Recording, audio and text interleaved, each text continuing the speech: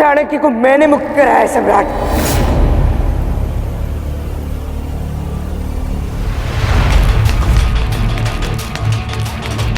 ये सारी योजना मेरी थी सम्राट, और मैं अपना अपराध सबके सम्मुख स्वीकार करता हूँ। मैंने ही सोच समझकर चाणक्य को यहाँ से मुक्त कराने का षड्यंत्र रचा था। तभी तो धूमकेतु ने ये वेश धारण किया हुआ है, क्योंकि मैंने ही उसे कहा था कि वो मगध के सैनिकों का ध्यान भटकाए, ताकि मैं चाणक्य को बिल्कुल आसानी से बाहर निकाल पाऊं। सारे साक्ष्य आपके सम्मुख प्रस्तुत है सम्राट। जब अमात्य और उनके गुप्तचर भी चाणक्य को नहीं ढूंढ पाए, तो मैंने उन्हें ढूंढा सम्राट। एक बार नहीं, 2 बार, बिना किसी सहायता के, बिना किसी सेना के। जबकि यहाँ इस बात से कोई भी अनभिज्ञ नहीं है कि चाणक्य किसी सेना से कम नहीं है। क्यों अमात्य, मेरी इस बात से तो आप निश्चित ही सहमत होंगे ना? तो फिर आप ही सोचिए सम्राट कि मैंने उस चाणक्य को बंदी कैसे बनाया होगा, क्योंकि वो मेरी इस योजना में स्वयं सम्मिलित थे। जो कुछ हुआ उनकी ही मंशा से हुआ।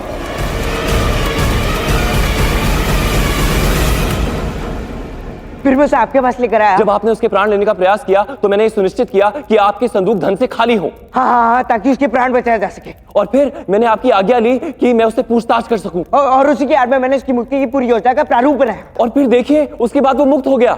हाँ।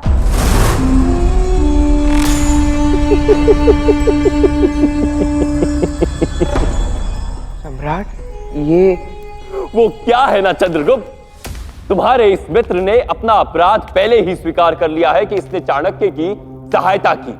और इसने यह भी बताया कि जैसे ही तुम्हें इस सत्य का ज्ञान होगा तुम ऐसी ही पंक्तियां बोलोगे इसे बचाने के लिए।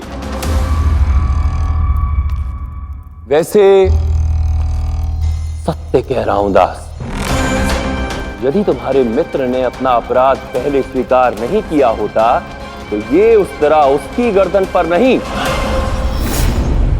तुम्हारी गर्दन पर होता।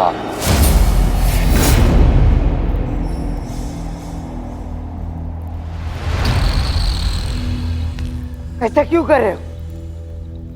तुम झूठ क्यों बोल रहे हो धूम? मैं बताता हूं।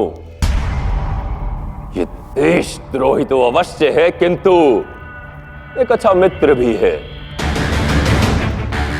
इसे ज्ञात है कि इसने तुम्हारे साथ की गई मित्रता का अत्यंत लाभ उठाया है, और अब जब इसे इसकी मृत्यु निकट प्रतीत हो रही है तो ये तुम्हारे साथ किए गए विश्वासघात के पाप से मुक्त होना चाहता है, उस ग्लानि से मुक्त होना चाहता है जो इसे अचोट रही है। नहीं सम्राट, इसने मेरे साथ कोई विश्वासघात नहीं किया है। वो तो मैं बस बस भी करो चंद्र, इसका पक्ष लेना अब बंद करो। कब तक तुम इसका साथ देते रहोगे? तुम्हें इससे सारे बंधन उसी दिन तोड़ लेने चाहिए थे जब इसने इंद्र के सम्मुख पहली बार अपने लोभ को प्रस्तुत किया था।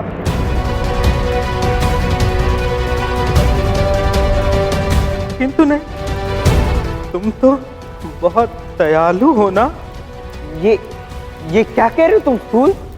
सही तो कह रहा है स्थूलभद्र। तुम्हें तो सब कुछ ज्ञात है ना चंद्र।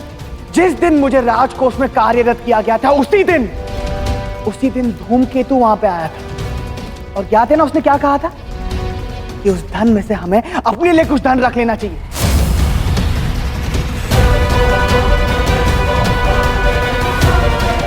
नहीं, ऐसा कुछ भी नहीं हुआ था।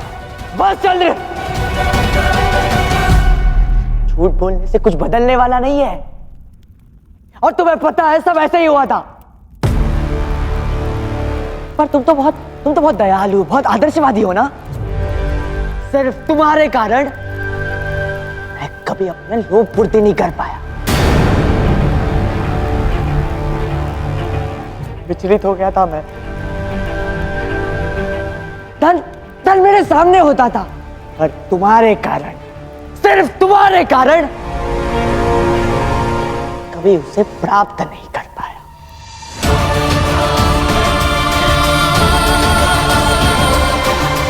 ये मैंने आचार्य चाणक्य से संधि कर ली। पर आज अगर मैं पकड़ा न जाता तो सम्राट से चुराए हुए धन में से मुझे मेरा भाग मिल जाता और मैं तुमसे और इन सब से दूर जा चुका होता।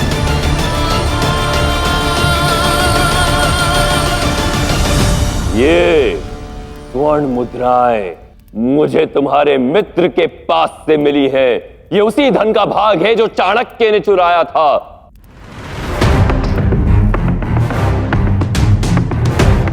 इससे ये सिद्ध होता है कि चाणक्य और ये तुम्हारा मित्र दोनों मिले हुए थे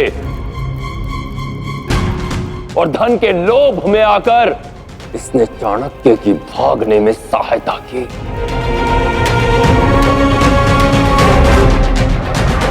तुम इतना कैसे गिर सकते हो धूम?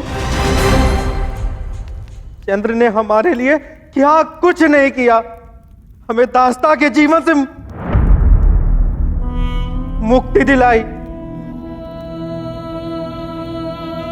यहां इस राजमहल में लेकर के आया और तुमसे अपना लोभ तक न त्यागा गया तुम।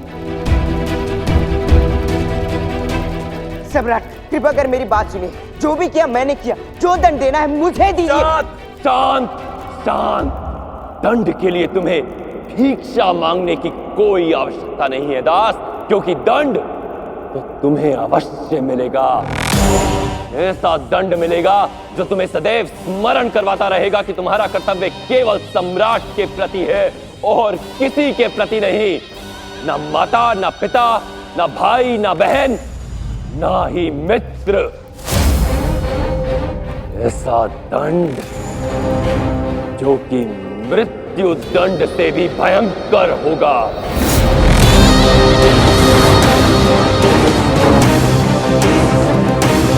धूम को मृत्यु दंड अवश्य मिलेगा, इसी उस तरह से मिलेगा और ठीक उसी प्रकार मिलेगा जैसा कि मैंने कहा। किंतु उसे दंड मैं नहीं दूंगा, उसे दंड तुम दोगे चंद्रगुप्त।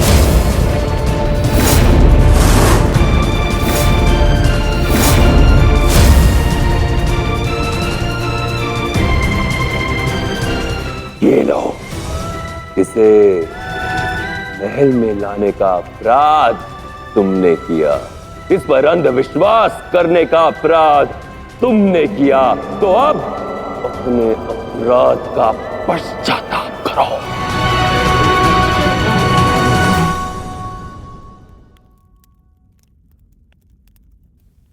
अपने हाथों से अपने मित्र की हत्या करने की इस घटना की स्मृतियों को अपने मन में सदा सदा के लिए अंकित कर लेना चंद्रगुप्त, क्योंकि ये स्मृतियां तुम्हें सदा ये स्मरण दिलाती रहेंगी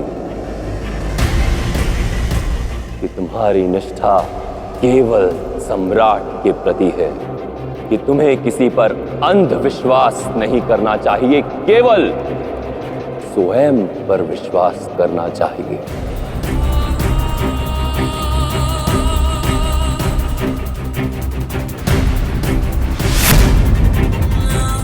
सोच क्या रहे हो दास? बंद कर दो इस विश्वासघाती का। आज यदि तुमने अपने मित्र की हत्या नहीं की तो मैं समझूंगा कि तुम्हारी सहानुभूति उसके प्रति है, और ना केवल तुम्हारी अपितु तुम्हारे दोनों मित्रों की भी। अब निर्णय तुम्हारा है।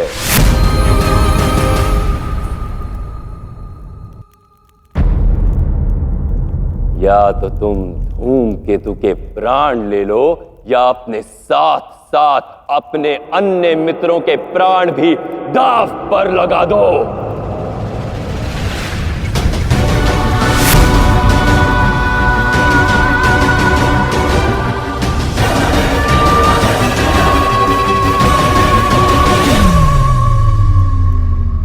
या तो तुम धूमकेतु के प्राण ले लो, या अपने साथ साथ अपने अन्य मित्रों के प्राण भी दांव पर लगा दो।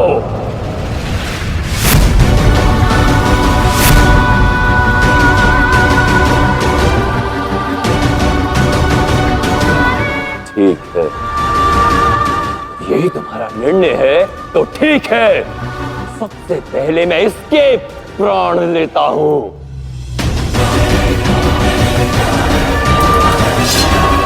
नहीं!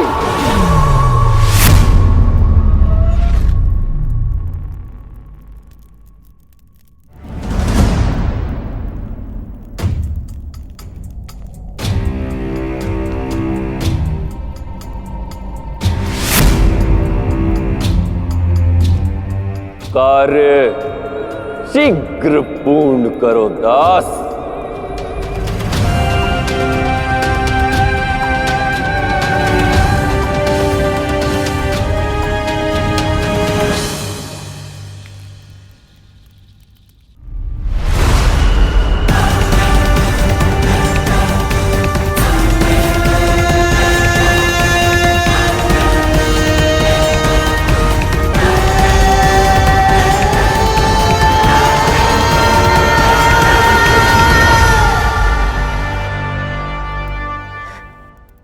मैं जानता था ये दिन अवश्य आएगा, इसलिए मैंने शपथ ली थी, चाहे जो कुछ हो जाए, मैंने जो योजना बनाई है कभी उसे विफल नहीं होने दूंगा। चला दो उस तरह, कर दो ये सत्याय का। क्यों तुम मेरे लिए अपने प्राण त्याग रहे हो मित्र? मैं तो केवल एक साधारण सा रास्ता चल, तो तुम्हारे साथ रहकर अखंड भारत की, तुम्हारे भावी सम्राट बनने की इस यात्रा में जुड़ने का अवसर मिला। और अब मातृभूमि के स्वाभिमान के इस धर्म युद्ध में वीर गति प्राप्त करने का अवसर प्राप्त हो रहा है। और तुम पूछ रहे हो मैंने ये सब क्यों किया? सब इसलिए कर रहा हूं चंद्र, क्योंकि मुझे तुम पर विश्वास है। मेरे प्रिय मित्र को अखंड भारत का भावी सम्राट चंद्रगुप्त मौर्य बनते देख सकता हूं, और उसी स्वप्न को साकार करने के लिए मैंने सब किया।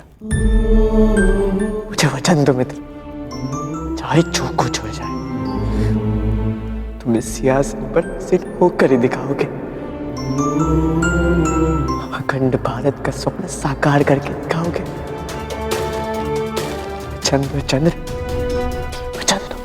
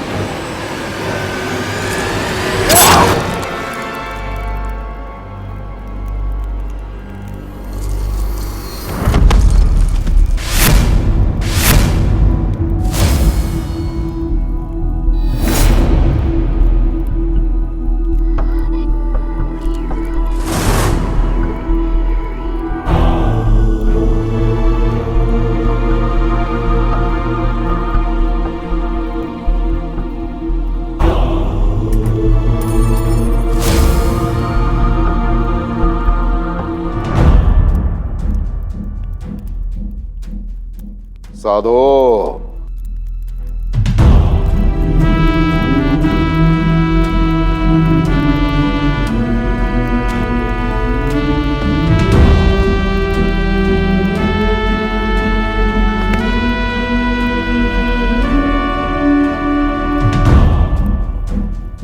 उत्तम।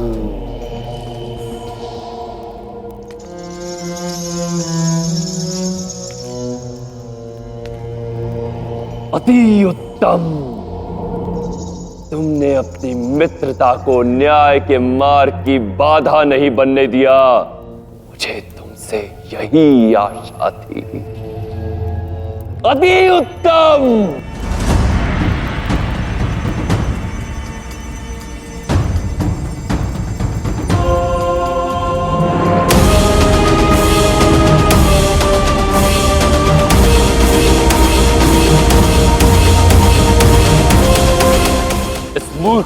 इसका दंड यहीं समाप्त नहीं हो जाता। मैं इसके मृत शरीर को उदाहरण की भांति उपयोग में लाऊंगा। सारे संसार को यह दिखा दूंगा कि मगध के साथ विद्रोह करने वालों के साथ क्या होता है, जीवन में भी और मरणोपरांत भी।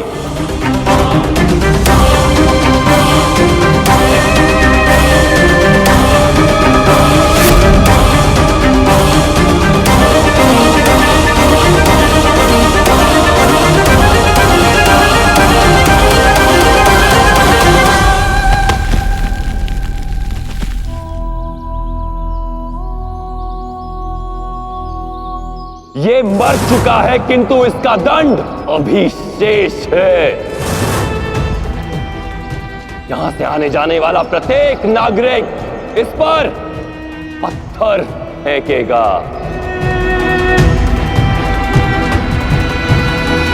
मारो इसे।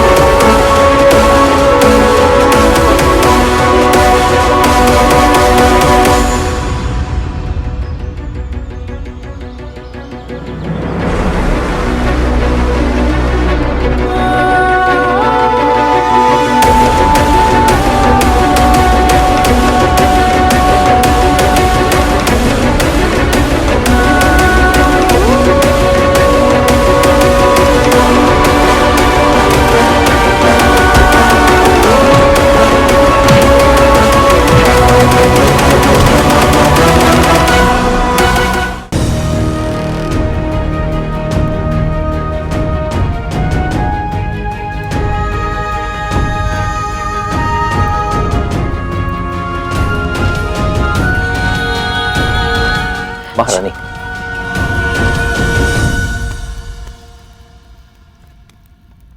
कुछ देर के लिए उसे उसके हाल पर छोड़ दीजिए, स्वयं के साथ अकेला। और इससे पहले कि महल में किसी को आपकी अनुपस्थिति पर ध्यान जाए, आप भी तुरंत महल लौट जाइए।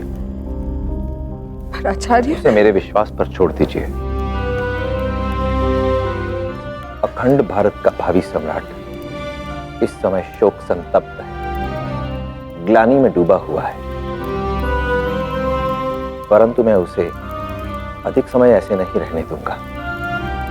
आप निश्चिंत होकर जाइए।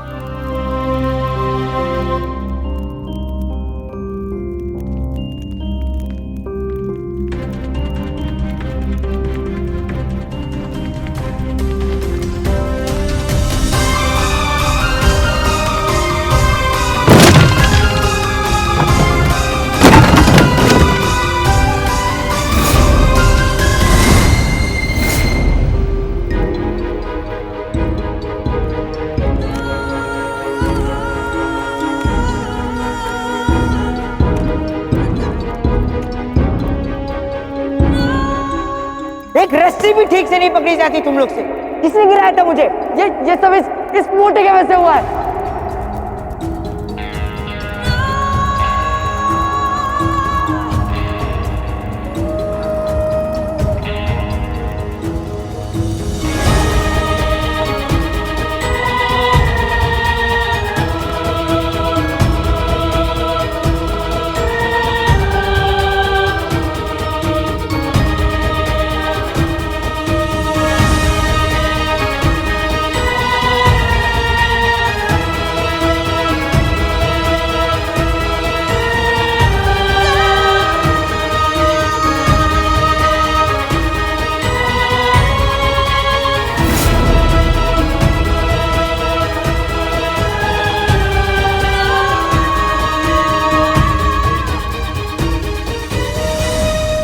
धूम को मृत्यु दंड अवश्य मिलेगा, इसी उस तरह से मिलेगा और ठीक उसी प्रकार मिलेगा जैसा कि मैंने कहा। किंतु उसे दंड मैं नहीं दूंगा, उसे दंड तुम दोगे चंद्रगुप्त।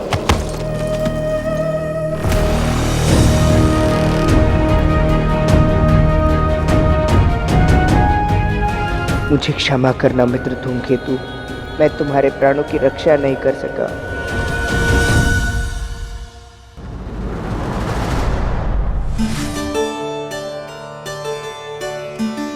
शतरंज के खेल में राजा सबसे अधिक महत्वपूर्ण होता है, परंतु इतना महत्वपूर्ण होने के पश्चात भी अन्य प्यादों की तुलना में एक चाल में केवल एक ही कदम आगे बढ़ता है। कभी सोचा है ऐसा क्यों होता है? क्योंकि उस राजा की सुरक्षा के लिए अन्य सभी प्यादे सदैव तत्पर रहते हैं। वास्तविक जीवन में भी एक राजा का अपनी सेना के साथ यही संबंध होता है।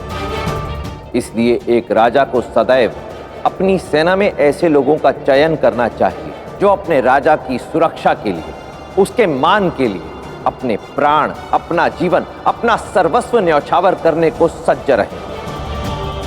क्योंकि खेल चाहे शतरंज का हो या वास्तविक जीवन, श्रेष्ठ राजा केवल वही होता है जिस पर समस्त प्रजा का भविष्य टिका हो। नीतियां मेरी, नियति आपकी। तो अंततः तुम अपने शोक और संताप से उभरकर एक योद्धा के रूप में लौट ही आए। शौर्य के साथ जाओ और अपने मित्र वीर धूमकेतु को सम्मान दिलवाओ चंद्रगुप्त।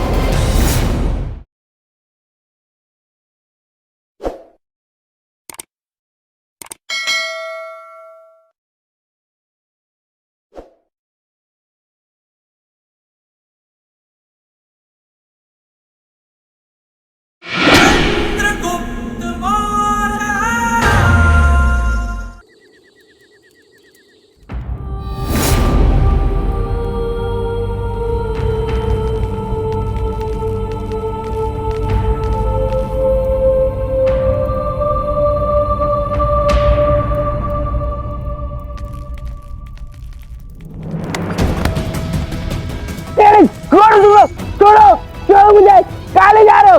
छोड़ो, छोड़ो।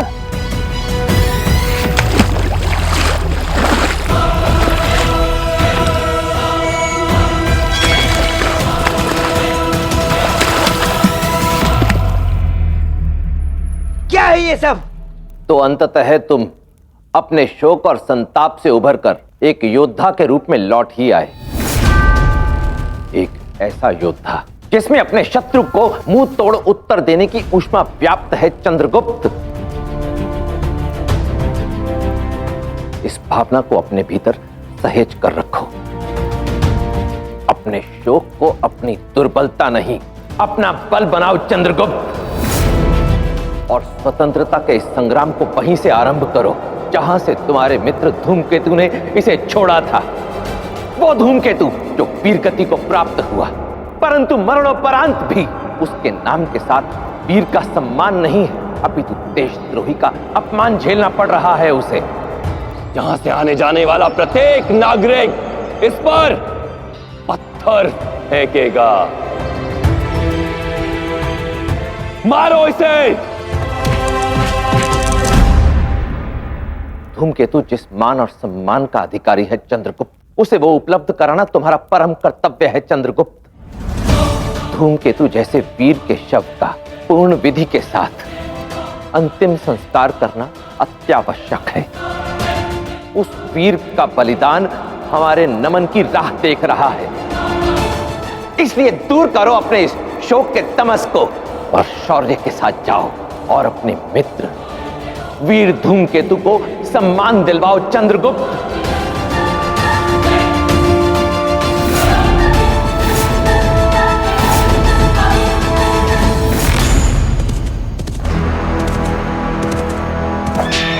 मातृभूमि के लिए वीरगति प्राप्त हुई है धूमकेतु को। इस धर्म युद्ध में तुमने पहली बार किसी अपने को खोया है, किंतु यह अंतिम वीरगति नहीं है चंद्रगुप्त। अखंड भारत की इस क्रांति में आहुतियां अभी और भी होंगी। अब जब तुम धूमकेतु की वीरगति के साक्षी बन ही चुके हो, तो इस स्मृति को अपने हृदय में सहेज कर रखो। तुम अखंड भारत के भावी सम्राट हो चंद्रगुप्त, और तुम इस प्रकार शोक के सागर में नहीं डूब सकते, किंतु इस आहुति से उठी शौर्य की अग्नि को आत्मसात कर तुम उस दुष्ट निकृष्ट धनानंद के साम्राज्य को जलाकर भस्म अवश्य कर सकते हो। धूमकेतु ने हंसते हंसते अपने प्राण इसी विश्वास के साथ त्यागे थे चंद्रगुप्त, कि तुम अखंड भारत के स्वप्न को साकार करोगे, उसके भावी सम्राट बनोगे। इसलिए उस वीर के बलिदान पर अश्रु मत बहाओ, अपितु इस बलिदान से जो सीख मिली है उसे आत्मसात करो, कि प्रत्येक क्रांति की सफलता के लिए युद्ध करना पड़ता है, रक्त बहाना पड़ता है। इसलिए अब से सदा स्मरण रखना चंद्रगुप्त, कि चाहे कुछ भी हो जाए, कोई भी मूल्य देना पड़े, तुम स्वयं को टूटने नहीं दे सकते।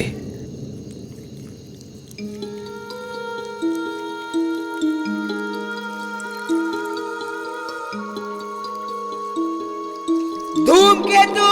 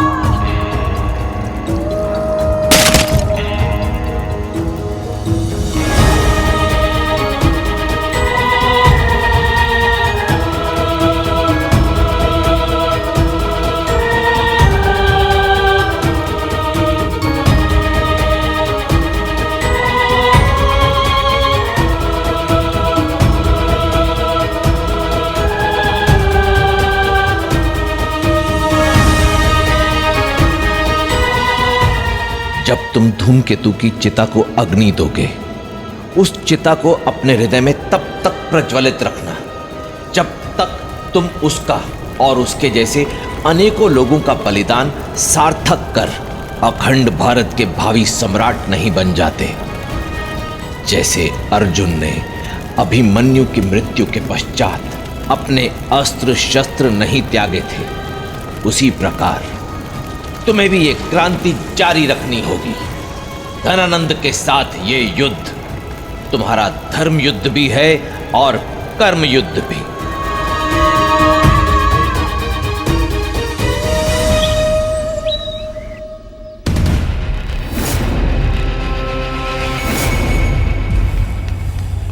सम्राट वहां देखिए।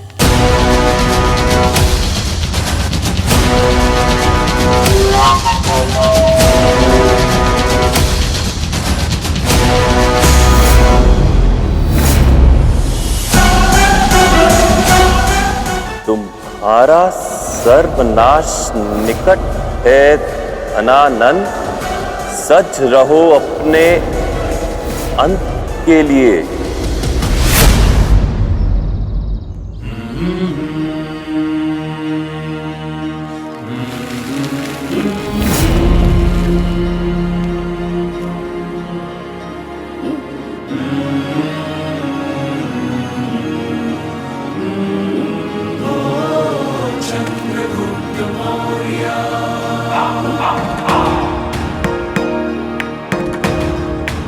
तुम्हारे अंत की घड़ी तुम्हारे बहुत निकट है धनानंद। मैं प्रतिकार लूंगा उस हर एक जीवन का जिसका तुमने अंत कर दिया। उस जीवन की एक एक बूंद का ऋण चुकाना होगा तुम्हें। ये प्रण है चंद्रगुप्त मौर्य का, अखंड भारत के उस भावी सम्राट का जो तुम्हारा विनाश कर देगा।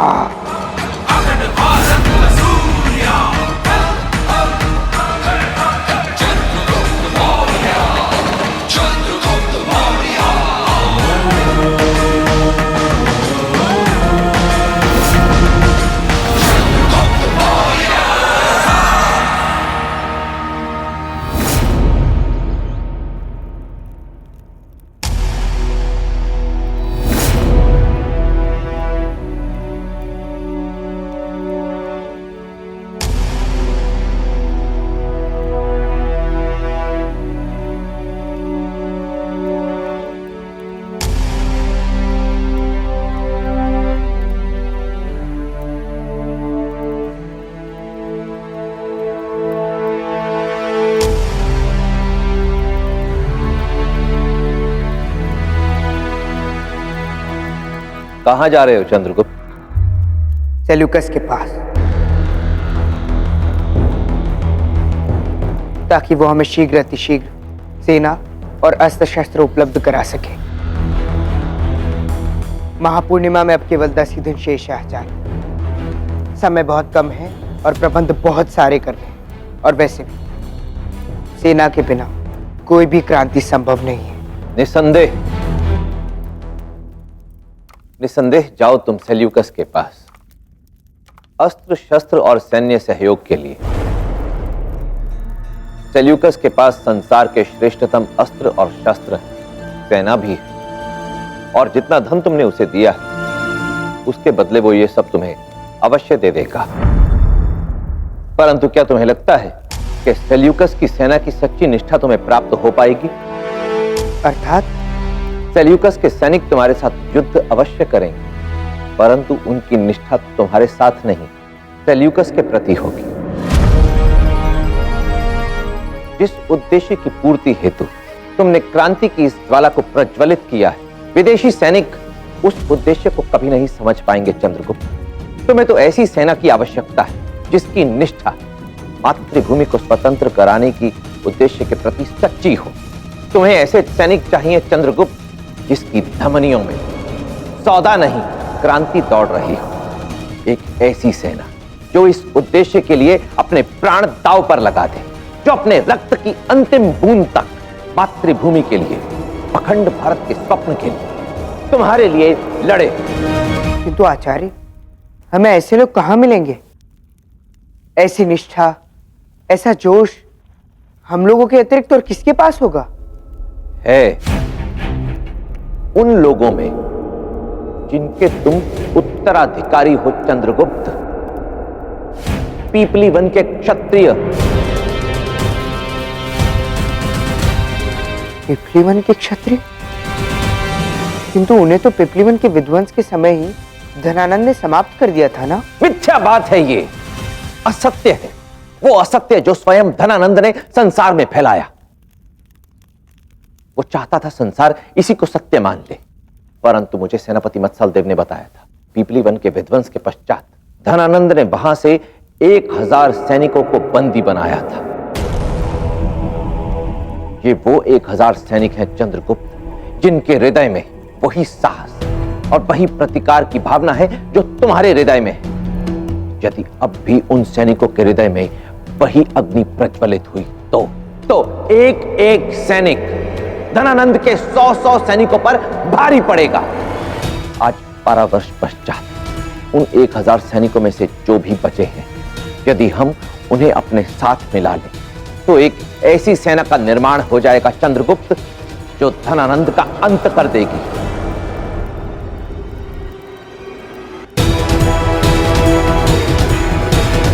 आप निश्चिंत रहें आचार्य। मेरे पिपलीवन के क्षत्रिय सैनिक मगध में जहां कहीं भी होंगे, मैं उन्हें ढूंढ निकालूंगा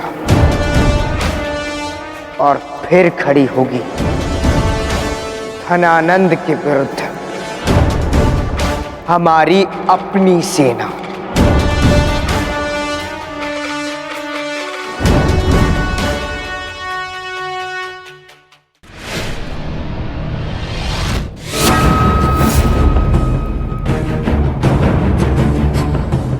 तो तुम सब वो सुरक्षा कर्मी हो जिसका चयन स्वयं महामात्य ने किया है।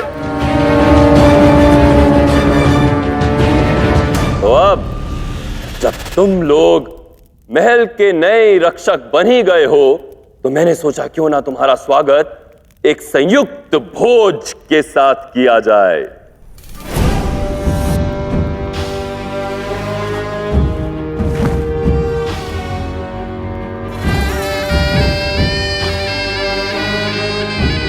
उत्तम, अद्भुत सुगंध। क्या हुआ? प्रतीक्षा क्यों कर रहे हो? भोजन आरंभ करो। चलो भोजन का आनंद उठाओ।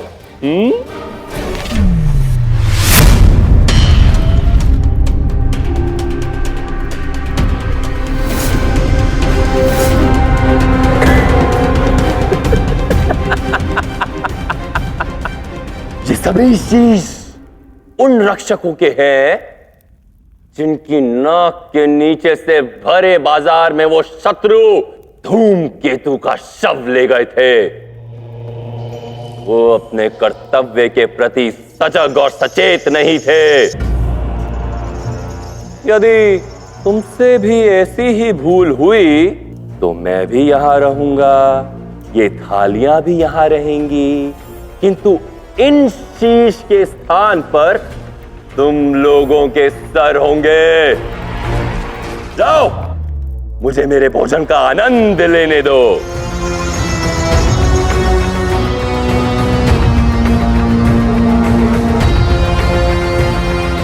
महामाते, हिरण्यगर्भ से मेरे स्वर्ण की क्या स्थिति है? आपका स्वर्ण महल के लिए निकल चुका है महामहिम। किसी भी क्षण यहां पहुंचने वाला होगा।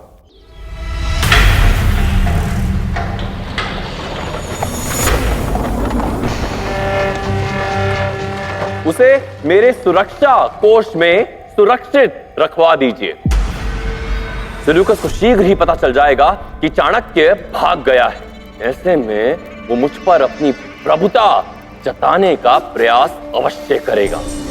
इसीलिए मैं मगध का सशक्तिकरण धन धन धन धन धन धन धन धन से करूंगा, क्योंकि मुझे नहीं भाता कि सेल्यूकस अपने आप को मुझसे ऊपर के स्तर पर देखे। अवश्य महामहिम। और हाँ महामात्य,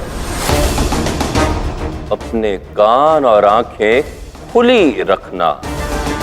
मुझे लगता है महल में शीघ्र कुछ होने वाला है। आप निश्चिंत रहिए महामहिम, इस बार कोई चूक नहीं होगी। सोचिए मां, कोई तो ऐसा स्थान होगा जहां उन पिपलीवन के क्षत्रियों को बंदी बनाकर रखा होगा उस धनानंद ने। मैं तो ये भी नहीं जानती थी कि 12 वर्ष पूर्व से धनानंद ने पीपलीवन के क्षत्रियों को यहां बंदी बनाकर रखा है। किंतु मैं एक बात जानती हूं, यदि धनानंद ने उन्हें बंदी बनाकर रखा है तो उन्हें कारावास में रखने के स्थान पर उनसे अवश्य कोई ना कोई काम करवा रहा होगा, क्योंकि धनानंद जानता है पीपलीवन का एक एक क्षत्रिय मतलब 100 व्यक्तियों के बराबर होता है, और वो कठिन से कठिन परिस्थिति में भी रह सकते हैं।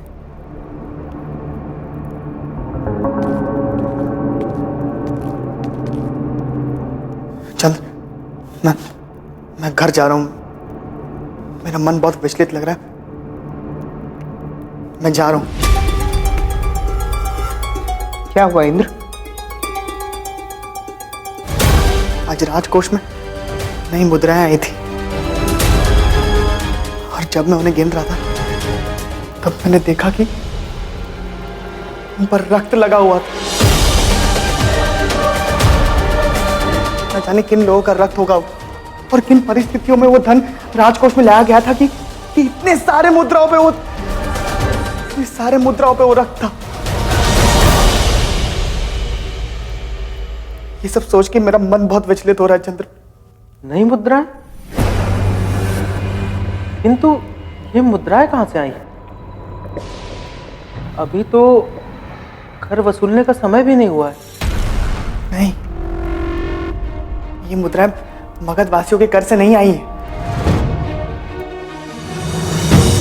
यदि ये धन मगध वासियों के कर का नहीं है तो इतना सारा स्वर्ण आ कहां से सकता है?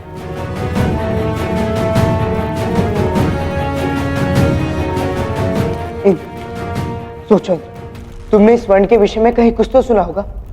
ध्यान करो, हमें बताओ।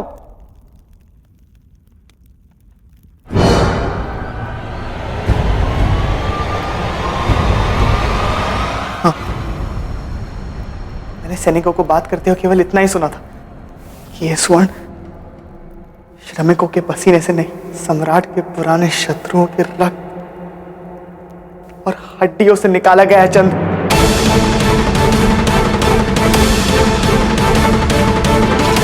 अपने पुराने शत्रुओं के रक्त और हड्डी से निकाला हुआ। कहीं वो पिपलीवन के क्षत्रियों के तो विषय में बात नहीं कर रहे थे? माँ और इंद्र की बातें तो सुनकर प्रतीत होता है कि जहां से वो स्वर्ण लाया गया है वहीं पे पिपलीवन के क्षत्रियों को बंदी बनाकर काम करवा रहा है वो धनानंद। किंतु मुझे अपने इस संदेह को सुनिश्चित करना होगा जिसमें इंद्र मेरी सहायता करेगा। मैं उन बग्गियों का पीछा करूंगा जिनमें उस स्वर्ण लाया गया था, ताकि मैं उस स्थान का पता लगा सकूं जहां से वो स्वर्ण आ रहा है। मैत्री, किंतु इसमें बड़ा ही संकट होगा चंद्रगुप्त। क्या आचार्य चाणक्य को तुम्हारी इस योजना की जानकारी है? नहीं, उन्हें इस विषय में कुछ भी ज्ञात नहीं है और उन्हें सूचित करने का मेरे पास समय भी नहीं है। आचार्य ने मुझे उन क्षत्रियों को ढूंढने का कार्य सौंपा है, मैं वही करने जा रहा हूँ। भावी सम्राट होते हुए भी चंद्रगुप्त को अपने प्राणों की बिल्कुल चिंता नहीं। वो है ही इतना हठी, यदि कुछ ठान लिया तो ठान लिया। किंतु मैं आचार्य चाणक्य को जानती हूँ, वो ये जानकारी प्राप्त करने में अवश्य इच्छुक होंगे। मुझे शीघ्र ही आचार्य चाणक्य को सूचित करना होगा।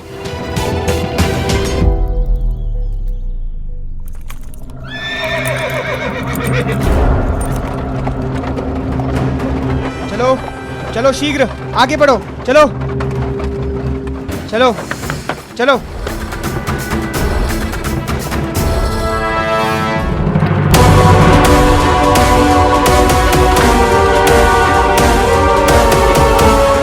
आशा करता हूं कि ये मार्ग मुझे पिपलीवन के क्षत्रियों तक पहुंचाएगा।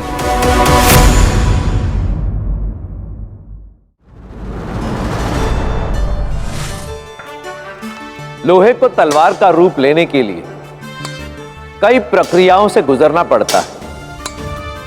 हथौड़े के कई निर्मम प्रहार सहने पड़ते हैं, विभिन्न साधनों द्वारा धार दी जाती और तीव्रतम ताप में तपना पड़ता है।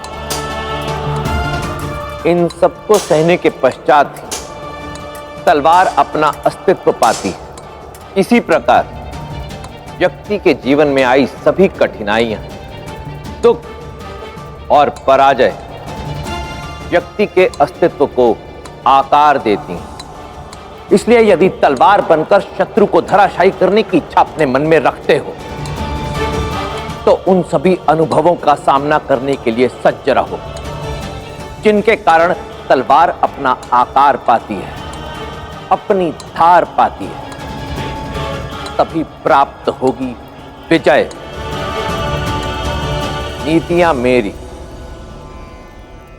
नियति आपकी।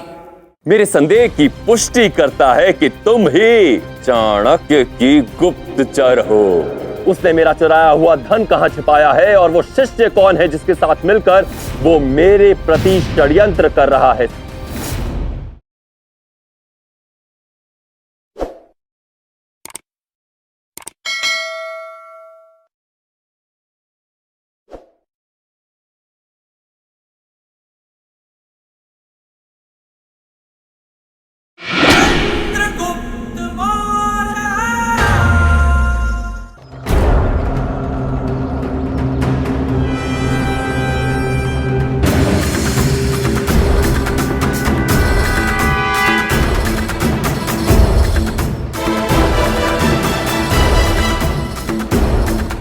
दोपहर हो गए किंतु अभी हम उस स्थान तक नहीं पहुंचे जहां से धनानंद का स्वर्ण आ रहा है। आखिर क्या रहस्य है उस जगह का?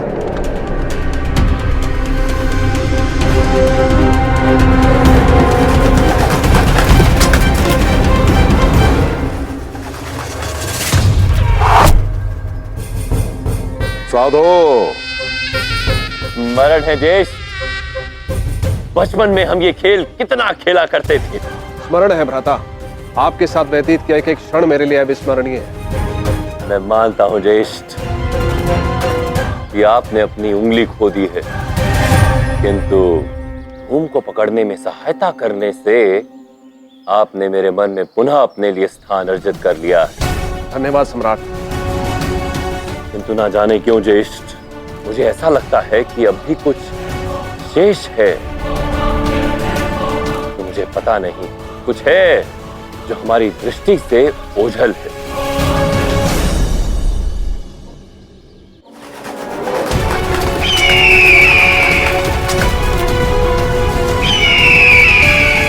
वो देखो,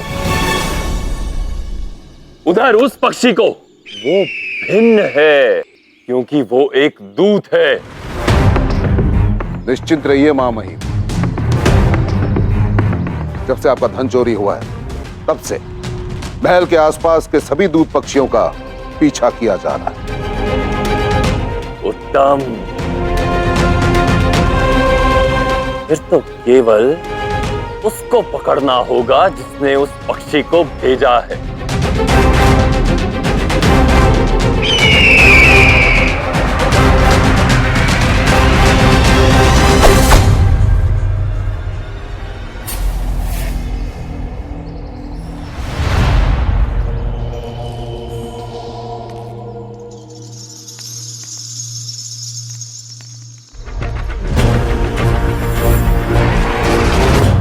तो गुप्तचर के रूप में आचार्य चाणक्य तुम जैसी सुंदरियों में भी रुचि रखते हैं।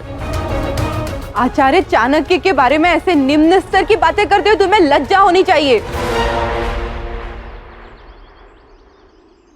बदला हुआ स्वर मेरे संदेह की पुष्टि करता है कि तुम ही चाणक्य की गुप्तचर हो। क्या है ना, आज मेरे सारे दाव सही पड़ रहे हैं। मैंने अंधेरे में तीर छोड़ा और वो सीधे निशाने पर आकर लगा। अब शीघ्र ही वो चोर चाणक्य पुनः मेरे सम्मुख होगा और उसके अंत के साथ उसकी प्रतिज्ञा, अखंड भारत की रचना, मेरे स्थान पर किसी अन्य भावी सम्राट को बिठाने का उसका स्वप्न सबका अंत करेगा। ये धनानंद।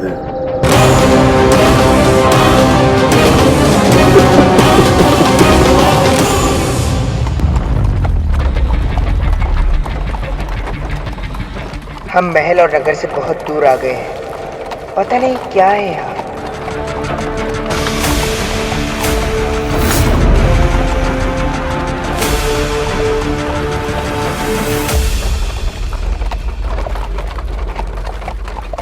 यहाँ तो कड़ा सुरक्षा चक्र है। मुझे किसी अन्य स्थान पर छिपना होगा।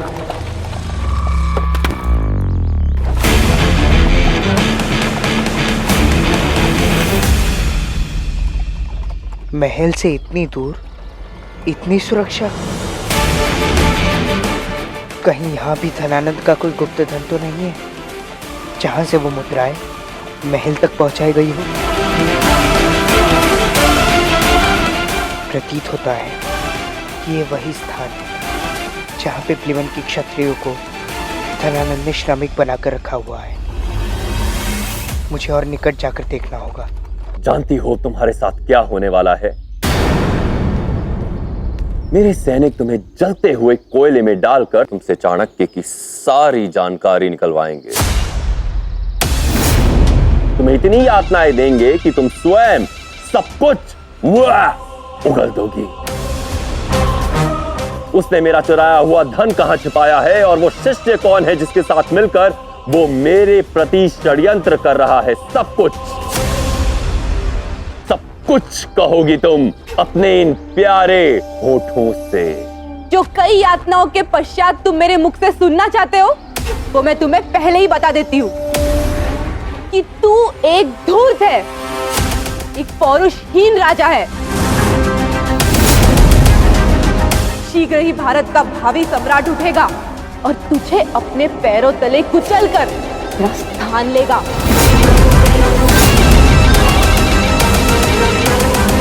भारत जेतु!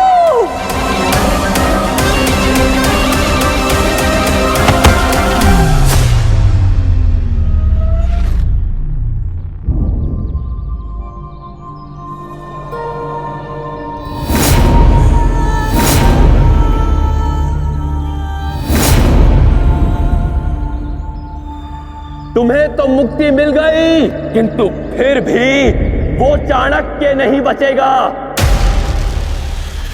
शीघ्र ही मेरे सैनिक उस दूत तक पहुंच जाएंगे जिस जिसके द्वारा तुम उस चाणक्य को संदेश पहुंचाती थी, सुना ना? तुम जहां कहीं भी हो चाणक्य, मैं शीघ्र ही तुम्हारा और तुम्हारी प्रत्येक योजना का पता लगा लूंगा।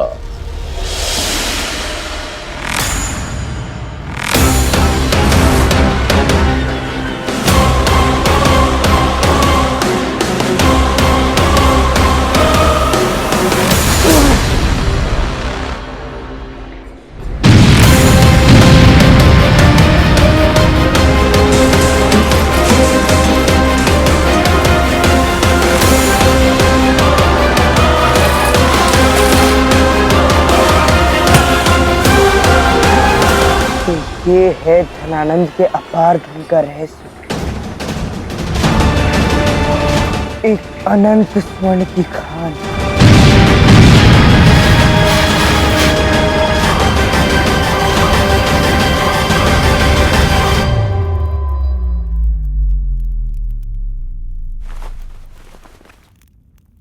ये वो दूत पक्षी है जिससे मैत्री चाणक्य तक संदेश पहुंचाती थी।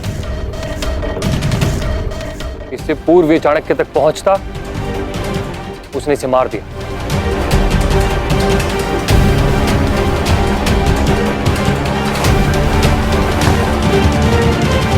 और उस संदेश का क्या हुआ जो इसके साथ था? कहां है वो? सम्राट, हमें इसके साथ कोई संदेश नहीं मिला। उस विष्णुगुप्त चाणक्य ने एक बार फिर हमें मात दे दी महामहिम। ना ना ना महामात्य, मात नहीं दी। हाँ, ये खेल अवश्य है जिसमें कभी चाणक्य आगे होता है तो कभी हम। पिछले कुछ समय में ही उस चाणक्य ने अपने 2 विश्वसनीय सैनिक खोए हैं। तो ये खेल अब तक हमारे लिए भी इतना बुरा नहीं है।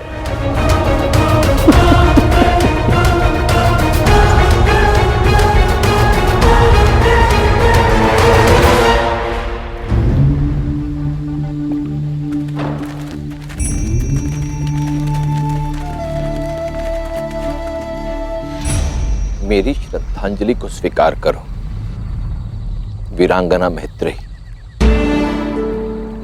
मुझे पूर्ण विश्वास है कि जब बलिदान देने का समय आया होगा तो तुमने एक पल भी विचार नहीं किया होगा। अखंड भारत सदा तुम जैसी वीरांगना का ऋणी रहेगा। किंतु आचार्य, मैत्री की मृत्यु का समाचार आपको पहले से ही कैसे ज्ञात हुआ? यह सूचना आप तक पहुंचाई किसने? मैत्रेयी पर मेरे विश्वास नहीं। मैं ये बात भली भांति जानता था कि जिस दिन भी मैत्रेयी का भेद धनानंद पर खुलेगा, वो केवल एक ही विकल्प का चुनाव करेगी, बलिदान का।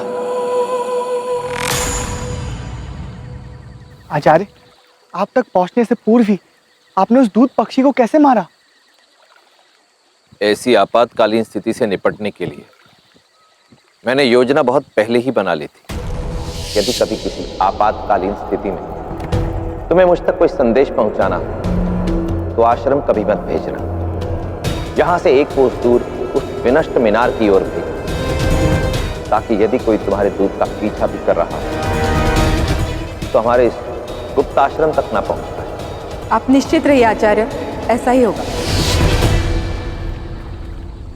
मैं जानता था कि मैत्री मुझे चंद्रगुप्त से संबंधित संदेश अवश्य भेजेगी। इसीलिए मैं उस मीनार के पास उस दूत पक्षी की प्रतीक्षा कर रहा था। परंतु जब मैंने उन सैनिकों को दूर से आते देखा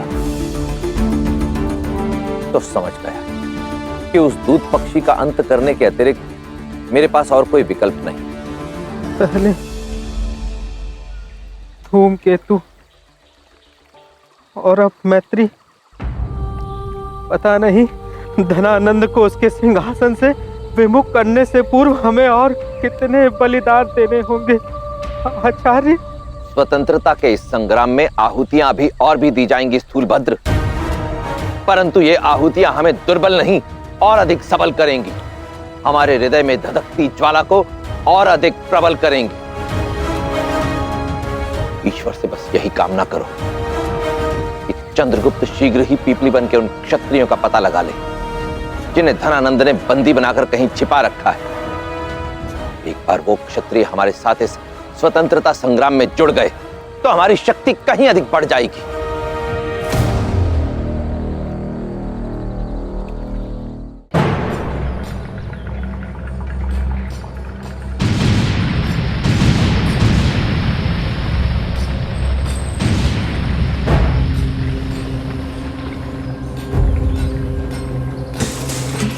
क्या यही है पिपलीवन के क्षत्रिय?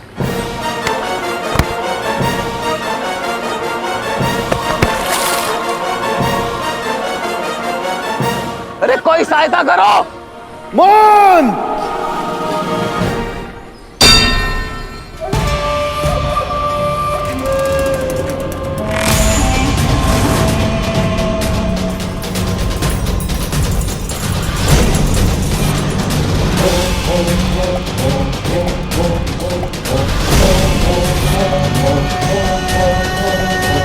तुम नीच पीपलीवन के क्षत्रिय अपने ढोंग से बाज नहीं आओगे। तो मेरा संदेह ठीक था। ये वही पिपलीवन के क्षत्रिय हैं जिन्हें धनानंद ने गत 12 वर्षों से बंदी बनाकर रखा हुआ था। सैनिकों,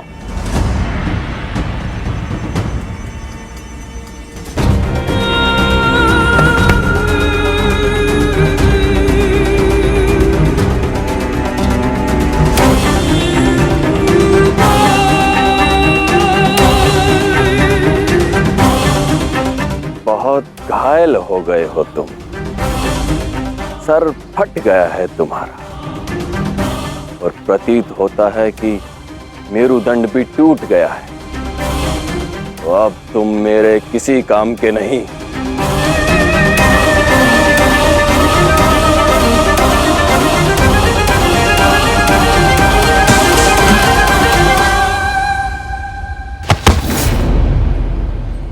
क्रोध को यदि नियंत्रित रखकर पालना सीख लो तो उससे बड़ा कोई सहायक नहीं। नहीं, इस बार आवेश से नहीं, योजना से काम करूंगा।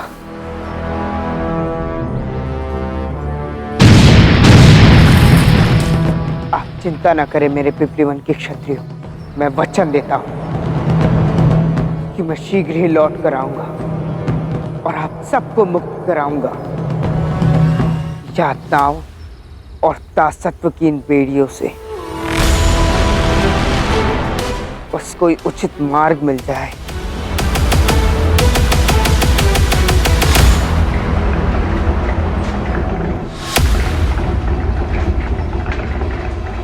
मिल गया मार्ग। अब इसी स्वर्ण के पत्थर को चुराकर मैं अपनी वो चाबी बनाऊंगा जिससे कि मैं इस स्वर्ण की खान में प्रवेश कर सकूं। आचार्य, बहुत शीघ्र धनानंद के विरुद्ध हमारी अपनी सेना खड़ी हो। हमारा शत्रु चाणक्य हमसे एक कदम सदा आगे रहता है। प्रमाण आप सभी के समक्ष।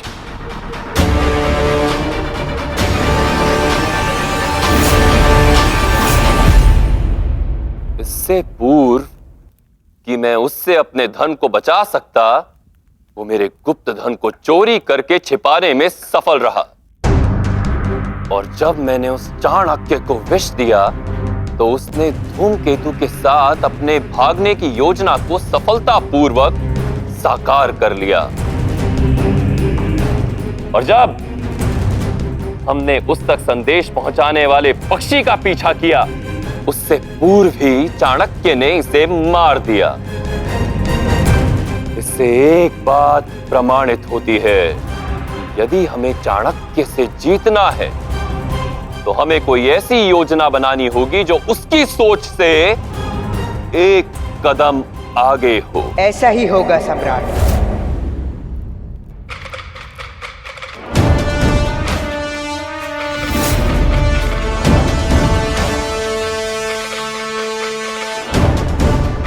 सम्राट, मुझे कुछ ऐसा प्राप्त हुआ है जो कदाचित हमें चाणक्य से एक कदम आगे की सोच प्रदान करेगी, जो हमारी सहायता करेगी ये जानने में कि चाणक्य की अगली योजना क्या है। मुझे तो लगा था तुम अपने मित्र की मृत्यु का शोक मना रहे होगे, किंतु तुम तो यहां हो मेरे समक्ष मेरी सहायता करने।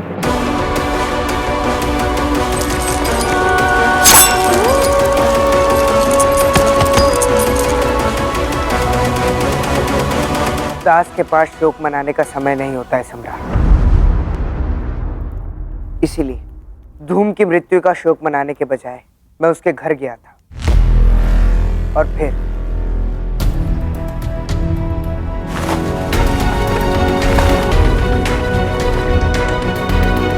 मुझे ये प्राप्त हुआ।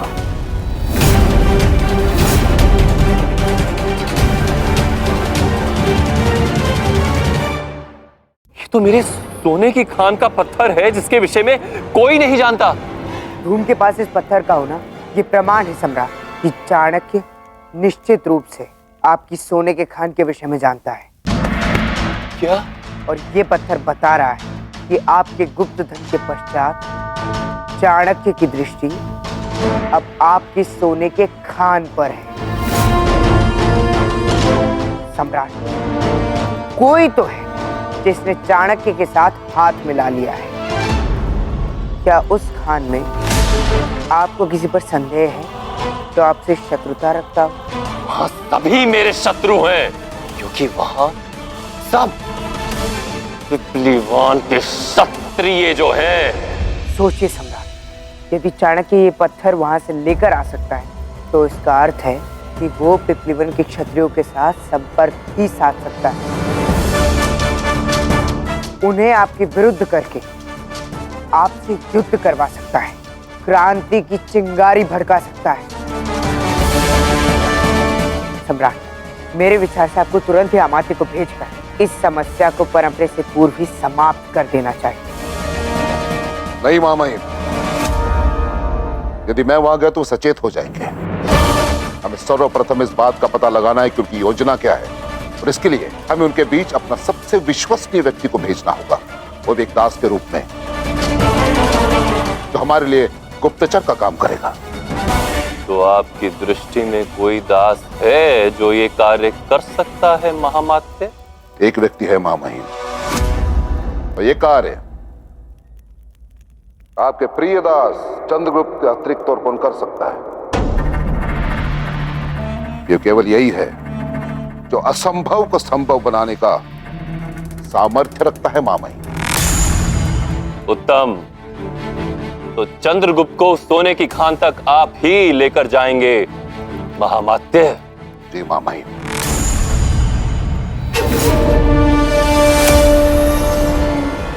अब केवल सोने की खान में प्रवेश करने की देर है। मैं वहां जा अकेला रहा हूं, किंतु वहां से बाहर मैं अपनी पूरी क्षत्रिय सेना के साथ आऊंगा, तुम्हारा विध्वंस करने धनानंद।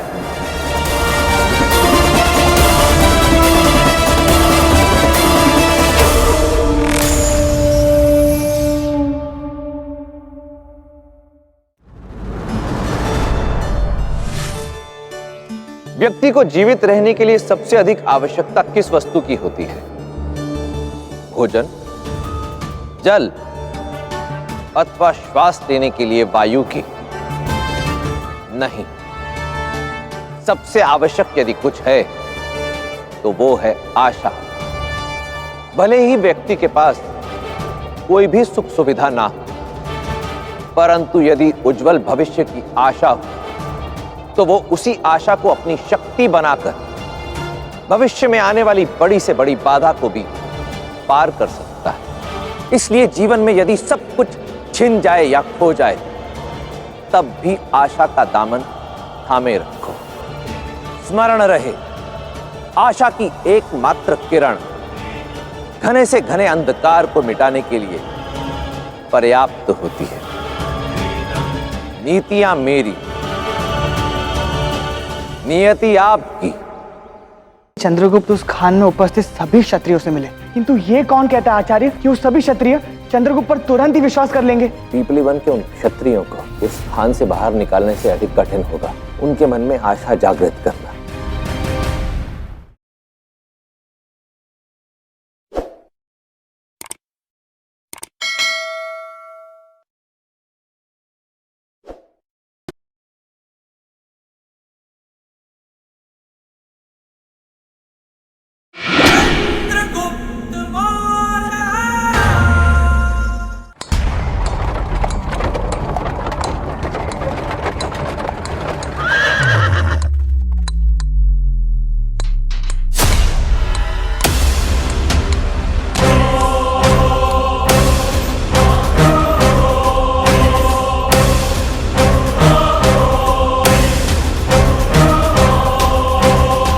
आशा है कि इन बेड़ियों में बंदे रहने से तुम्हें कोई आपत्ति नहीं। वो क्या है ना चंद्रगुप्त, इस खान में एक बंदी के रूप में तुम्हें भेजने की योजना थी, इसलिए तुम्हें उन्हीं की भांति लगना होगा। अवश्य, किंतु अपनी योजना का पालन करने के लिए मुझे इतने समय पूर्व ही बेड़ियों में बांधने के पीछे का उद्देश्य मुझे कुछ और ही प्रतीत हो रहा है अमात्य। कदाचित आपकी योजना मुझे एक बंदी का रूप देने की नहीं, बल्कि मुझे एक बंदी का अनुभव देने की थी। चलो तो शीघ्र करो।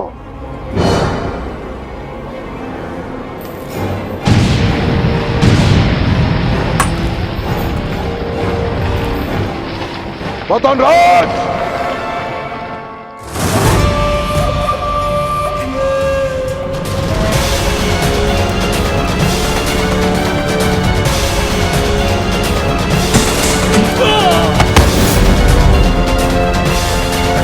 आदेश दे महामात्य।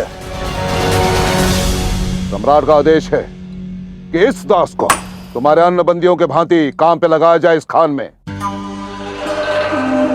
और इससे कठिन से कठिन परिश्रम करवाया जाए। उत्तम। बहुत वर्षों पश्चात युवा हड्डियों के श्रम से आज सोना कसने का अवसर प्राप्त होगा मुझे। वैसे भी इन वृद्धों के रुदन मेरा धैर्य की सीमा लांघ रहा है। इन्हें क्यों मारा जा रहा है पतनराज? क्या इन्होंने यहां से भागने का प्रयास किया?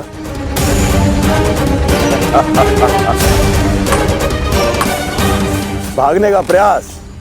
इस नर्क से? यहां से तो इनकी आत्मा भी मुक्त नहीं हो सकती अमात्य। बात यह है कि ये हमारे किसी काम के नहीं रहे, बोझ बन गए, इसलिए इस बोझ को हल्का कर रहा हूं। मार दो इन्हें। नहीं, रुक जाओ। आपको यही आपत्ति है ना कि अब ये पांचों आपके किसी काम के नहीं रहे? अब इनके स्थान पर कौन काम करेगा? मैं इन सबके स्थान पर काम करूंगा।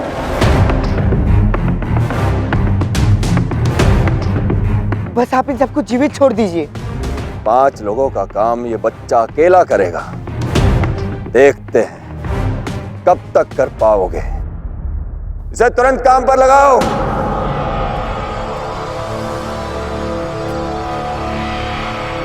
आशा करता हूं कि आप समझ गए होंगे कि मैंने ये सब इन श्रमिकों का विश्वास पाने के लिए किया है। चलता हूं। ले जाओ उसे।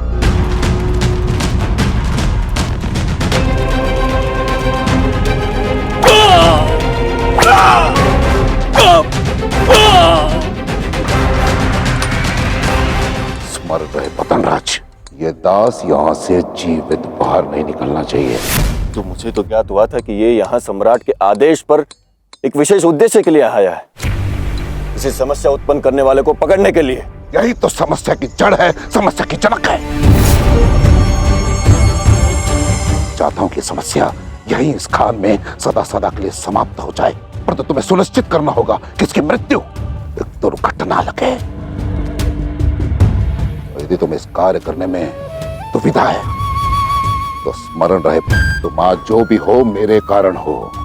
सम्राट ने तुम्हें उपाधि केवल मेरे कारण दी है। ये सम्राट वही सुनेंगे जो मैं सुनाऊंगा, वही देखेंगे जो मैं दिखाऊंगा। और यदि ये दास यहां से जीवित बाहर निकला तो तुम्हारी मृत्यु निश्चित है। आप निश्चिंत रहे अमात्य, जैसा आप चाहते हैं वैसा ही होगा, क्योंकि ये दास अब मेरे नरक में है। साधो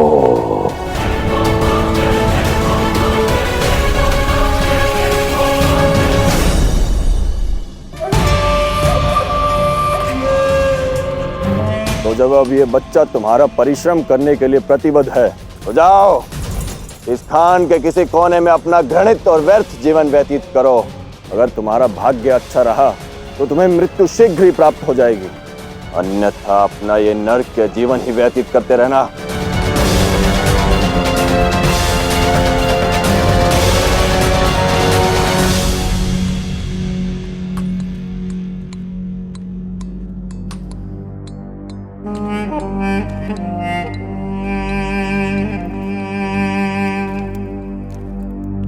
तुमको क्या लगा है कि तुमने हमारे प्राण बचाकर हम पर कोई उपकार किया है? नहीं, तुमने हम पर कोई उपकार नहीं किया है, अपितु हमारी आयु बढ़ाकर हमारी कठिनाइयों को और बढ़ा दिया है। कभी इस कुशध्वज की क्षत्रिय भुजाओं पर सबको गर्व होता था, किंतु आज इनमें केवल इतनी शक्ति शेष रह गई है कि इस छड़ी को उठा सके। तुमने मेरे अपमान को और बढ़ा दिया है, मुझे मेरी ही दृष्टि में और गिरा दिया है। मैं तुम्हें कभी आशीष नहीं दूंगा, कभी आशीष नहीं दूंगा मैं तुम्हें, कभी नहीं। कुशध्वज? कुशध्वज पीपली वन का सबसे श्रेष्ठ भाला फेंक था। उसका लक्ष्य अचूक था। उसकी भुजाओं की शक्ति से उसने शत्रु को योजनों दूर से ही मृत्यु के घाट उतार दिया था। उसके इसी बल और प्रतिभा के कारण पीपली वन ने अनेक युद्ध जीते थे। शक्ति और एकाग्रता का स्वामी था कुशध्वज। चलो, तुम्हें अंकित करने का समय आ गया है दास, ले चलो इसे।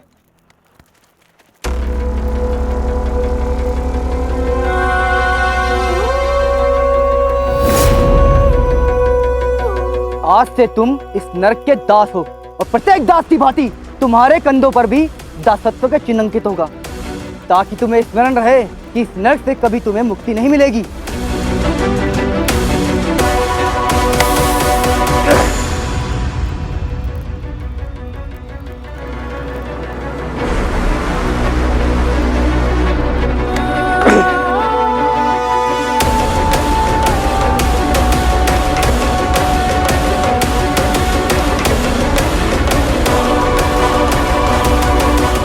बहुत बहुत धन्यवाद।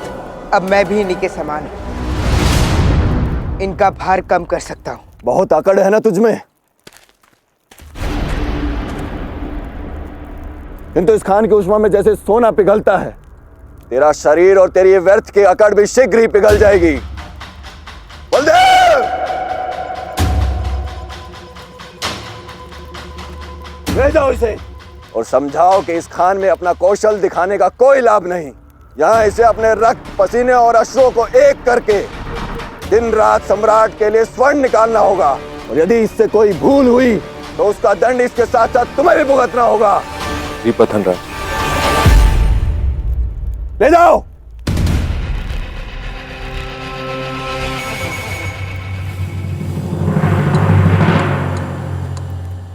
जितनी अकड़ दिखानी है दिखा लो दास, किंतु आज की रात तुम्हारे जीवन की अंतिम रात होगी।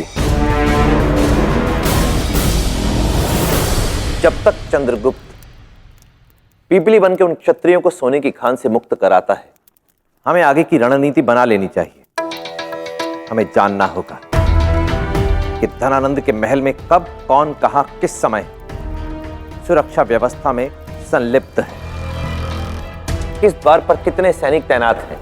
महल में ऐसा कौन सा स्थान है जहां से हम सेंध लगाकर महल में प्रवेश कर सकते हैं? महल में प्रवेश करने के लिए ये सब बातें जानना अत्यावश्यक है, और इसके लिए सर्वप्रथम हमें धनानंद के महल का एक छोटा ढांचा तैयार करना होगा। उसके पश्चात महल में प्रवेश करने की हमारी योजना का कार्य अत्यंत सरल हो जाएगा। आओ।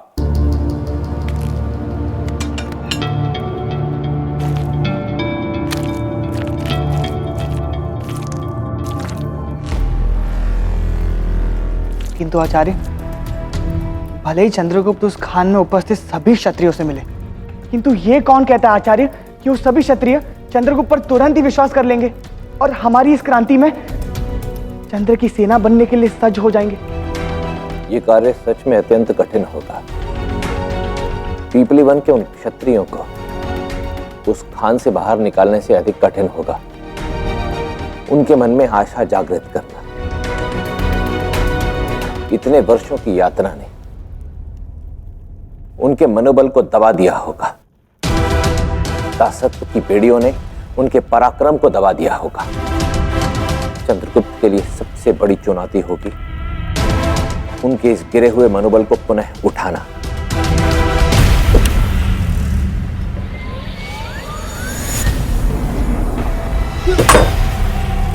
बस इतना ही बल है?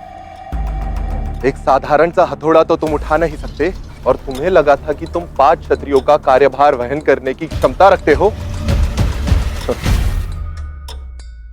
आओ मेरे साथ, मैं तुम्हें इस नर्क से अवगत करा दूं, ताकि तुम्हारे और भी भ्रम टूट जाए। चलो।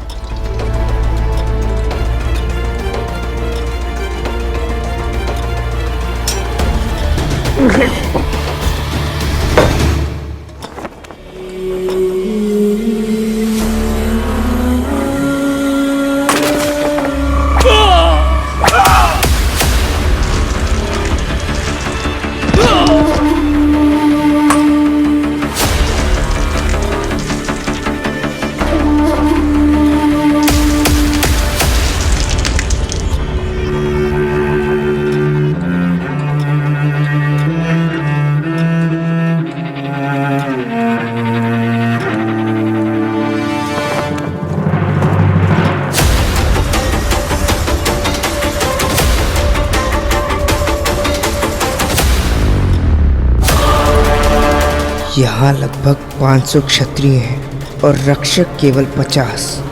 फिर भी मुक्त होने का प्रयास तक नहीं कर रहे हैं। वर्षों के दासत्व ने इनके भीतर के क्षत्रिय मनोबल को भी बेड़ियों में जकड़ लिया है। इनकी मुक्ति का एक ही मार्ग है। मुझे इन्हें इनके खोए साहस और शौर्य का आभास कराना होगा। इन्हें स्मरण कराना होगा कि ये क्या थे। निर्भीक, शूरवीर, पिपली वन के साहसी योद्धा।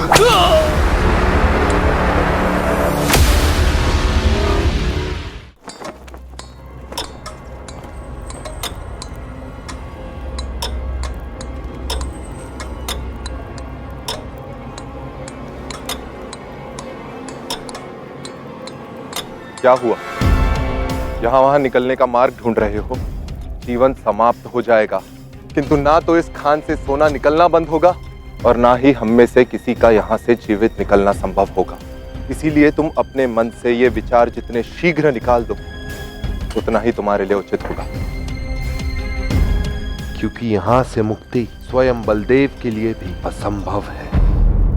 असंभव? इस शब्द को मैंने बलदेव के मुख से कभी सुना ही नहीं, क्योंकि उसमें सदा से असंभव को संभव करने का दृढ़ संकल्प था। पीपली वन का बलिष्ठ और अजय मल्ल था बलदेव, हमारी सेना का गर्व था। और उसकी विशेषता ये थी कि वो शत्रु को केवल अपने बल से नहीं, अपनी इच्छा शक्ति से परास्त कर देता था। हार मानना तो उसके स्वभाव में ही नहीं था। उसके इसी विश्वास और आशावान व्यवहार के कारण पीपली वन के लिए उसका व्यक्तित्व अतुल्य था।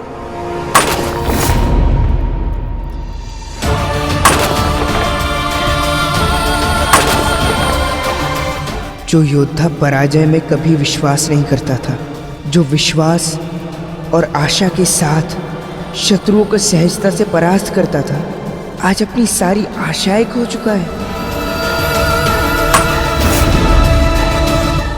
तुमने मुझसे मेरी मुक्ति का एक अंतिम मार्ग भी छीन लिया। देखिए मैं बस, जो तुम्हें करना था तुम कर चुके। अब और अधिक बोलने की आवश्यकता नहीं है, क्योंकि तुम्हारे जैसा दास एक शूरवीर की मनस्थिति नहीं समझ सकता। कभी नहीं। और मैं एक ऐसा अभागा शूरवीर जिसे अब केवल अपनी मौत की प्रतीक्षा करनी होगी, ये जानते हुए भी कि अब उसे रणभूमि में कभी वीर गति प्राप्त नहीं होगी। कुछ कहने की आवश्यकता नहीं है तुम्हें।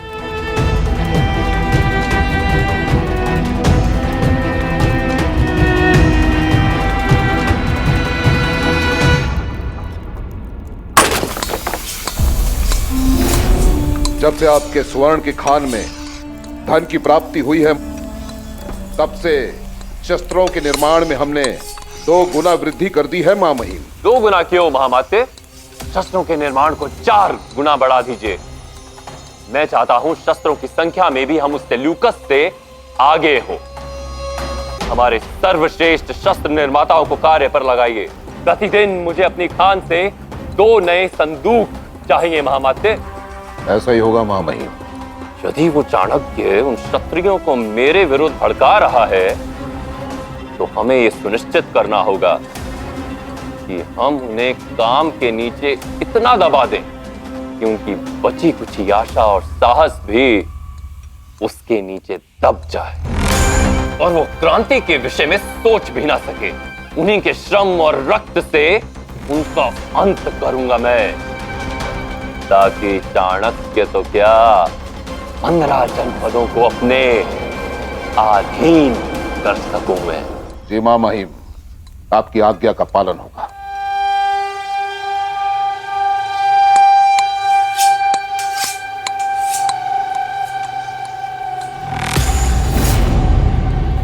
कितना अद्भुत शस्त्र है ये। जी मां महिम।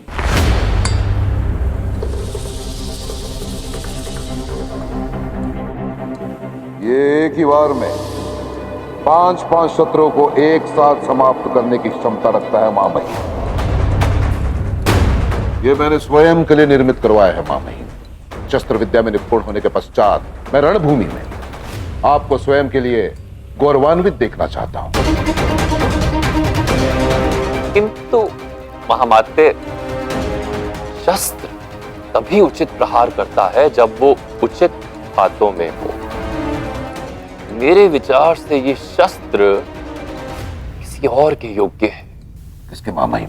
मेरा प्रिय तिलचट्टा चंद्रगुप्त। उसने मेरे लिए इतना कुछ किया है महामाते, उसे इतना तो देना ही चाहिए। अब तो कदाचित आप भी मेरे सुझाव से सहमत होंगे, है ना? जी मां महिम। उसके सामर्थ्य पर अपने विश्वास के चलते ही तो आपने उसे इतने महत्वपूर्ण कार्य के लिए मेरी सोने की खान में भेजा, है ना महामाते? निसंदेह मां महिम, दास चंद्रगुप्त वास्तव में अतुल्य है। किंतु क्षमा करे मां महिम, उस दास की मृत्यु का स्वर शीघ्र ही हिरण्यगर्भ में गूंजेगा।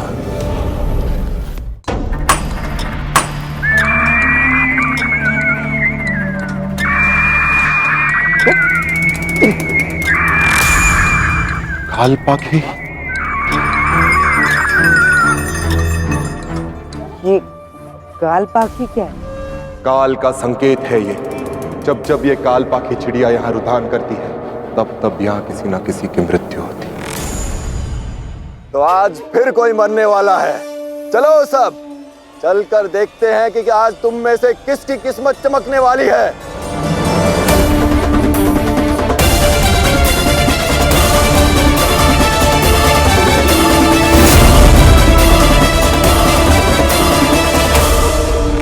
तुम्हें इन्हें पतन राज के हाथों मरने देना चाहिए था, वरना आज एक वीर क्षत्रिय आत्मदाह करने के लिए बाध्य नहीं होता।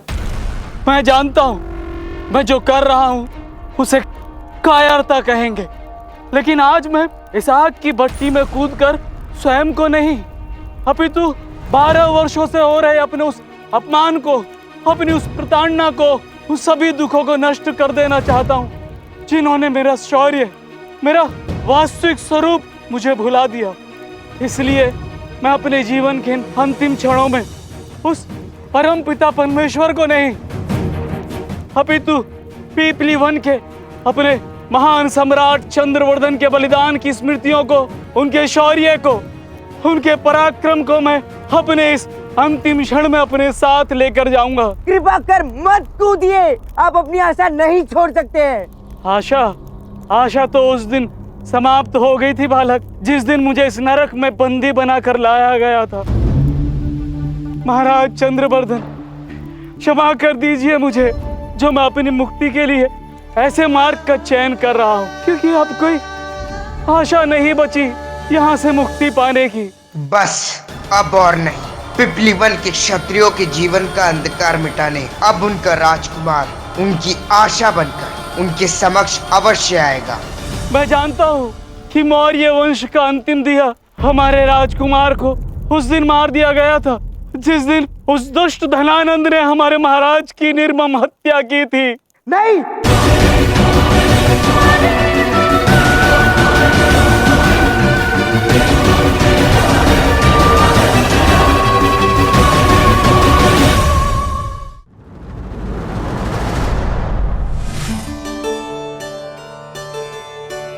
कोयला और बीज देखने में भले ही भिन्न हो, किंतु दोनों में एक समानता होती है। दोनों ही गहराई में, गहन अंधकार में, प्रबल दबाव के नीचे अमूल्य हो जाते हैं। कोयला रत्न में परिवर्तित हो जाता है और बीज एक विशाल वृक्ष का आकार ले लेता है। मनुष्य के साथ भी कुछ ऐसा ही है। यदि मनुष्य प्रबल विरोध के समक्ष डट कर खड़ा रहे, गहन अंधकार में भी मार्ग ढूंढने का प्रयास करता रहे, दबाव और तनाव को सहकर उससे स्वयं को उबार सके, तभी महान कहलाता है। नीतियां मेरी, नियति आपकी। ना मृत्यु से भय, ना जीवन से प्रीत, विजय या वीर गति, यही है पीपली वन की रीत। मैं मुक्त करूंगा तुम सबको यहाँ से।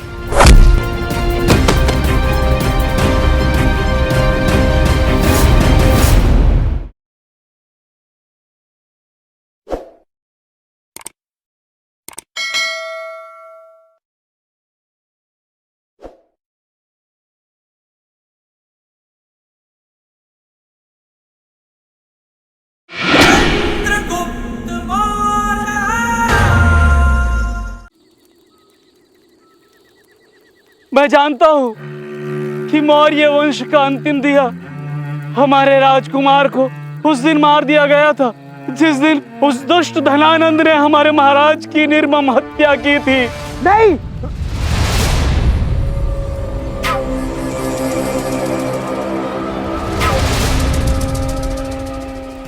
मुझे वचन दो चंद्रगुप्त, परिस्थिति चाहे कितनी भी विषम क्यों ना हो, परंतु तुम पीपली वन के क्षत्रियों के समक्ष अपनी वास्तविकता उजागर नहीं करोगे।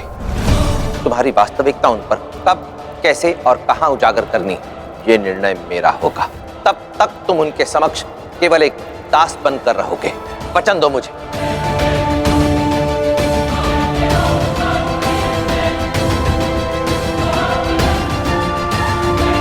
मैं वचन देता हूँ आचार्य।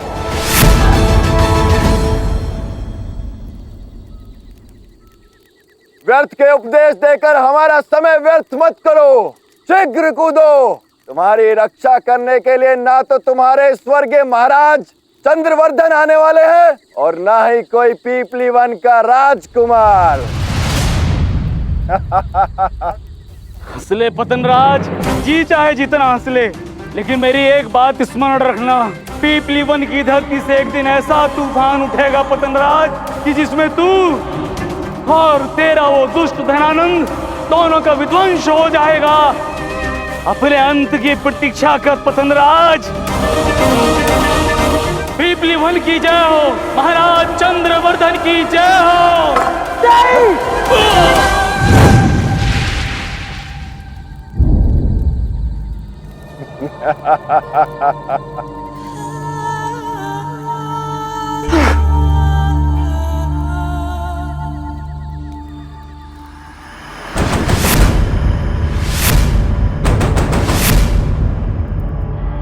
आशा है कि चंद्र ठीक होगा।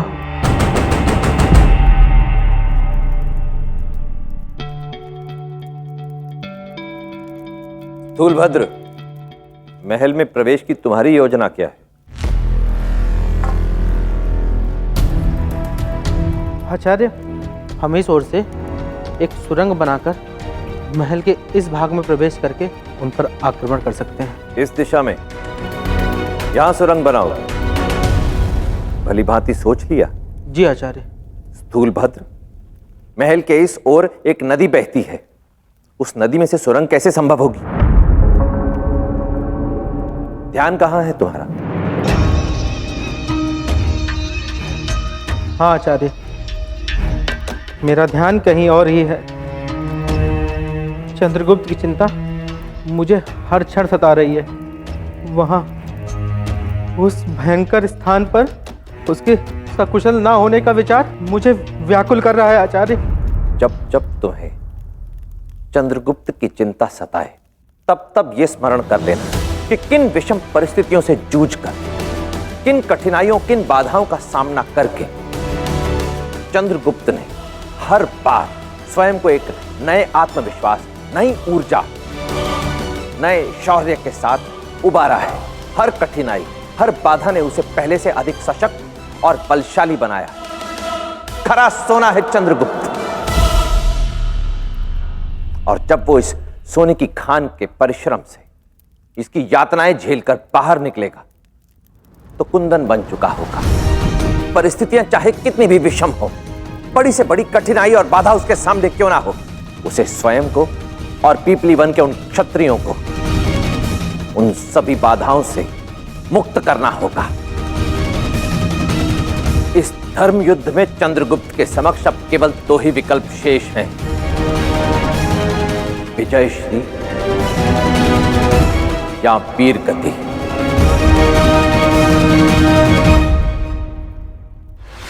कुशध्वज की मृत्यु से इस दास को इतना विचलित होते देख मुझे भी अमात्य के संदेह पर विश्वास होने लगा है। ये दास ही सारी समस्याओं का जनक है। बिना समय गंवाए इसका अंत करना होगा। ऐसा ही होगा। किंतु स्मरण रहे, ये दास सम्राट का प्रिय है। इसकी मृत्यु एक दुर्घटना ही प्रतीत होनी चाहिए। आपके आदेश के पालन में हम कभी विफल नहीं हुए हैं प्रभु। इस बार भी ऐसा ही होगा, जैसा आप चाहेंगे। आप निश्चिंत रहें। उचित है। मैंने अन्य सभी रक्षकों को बाहर की सुरक्षा के लिए तैनात कर दिया है, और मैं स्वयं ध्यान रखूंगा कि जब तक मैं ना कहूं उनमें से कोई भी भीतर ना आ पाए, ताकि तुम्हारा मार्ग साफ रहे और वो दास आज रात ही मृत्यु को प्राप्त हो जाए।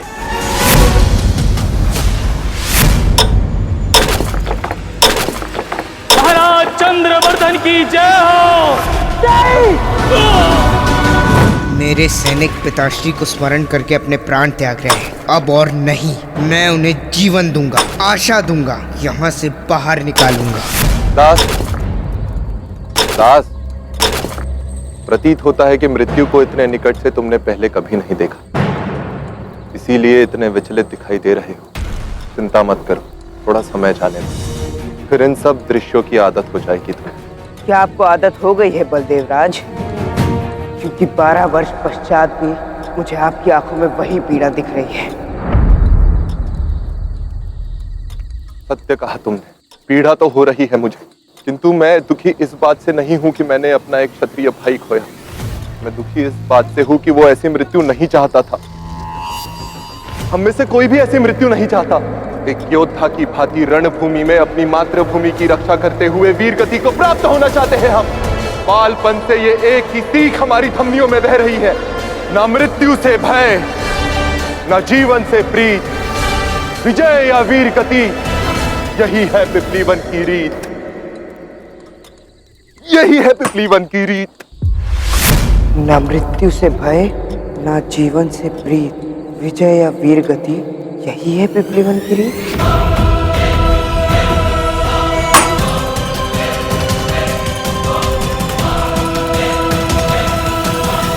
ना मृत्यु से भय, ना जीवन से प्रीत, विजय या वीर गति, यही है पिपलीवन की रीत।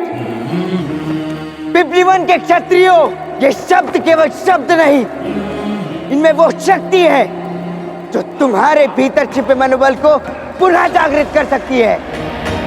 इस खान में तपते सोने ने अब तक तुम्हारे रक्त को ठंडा नहीं होने दिया है, इसलिए स्मरण करो इस यातना को, इस अपमान को, इस शोक और दुख को, और इन्हें ईंधन बनाओ अपने प्रतिशोध की भट्टी का। कहो मेरे साथ, ना मृत्यु से भय, ना जीवन से प्रीत, विजय या वीर गति, जय पिपलीवन की रीत, जय पिपलीवन की रीत। मैं मुक्त करूंगा तुम सबको यहां से, मैं दूंगा तुम सबको आशा की किरण, ये मेरा वचन है तुम सबसे।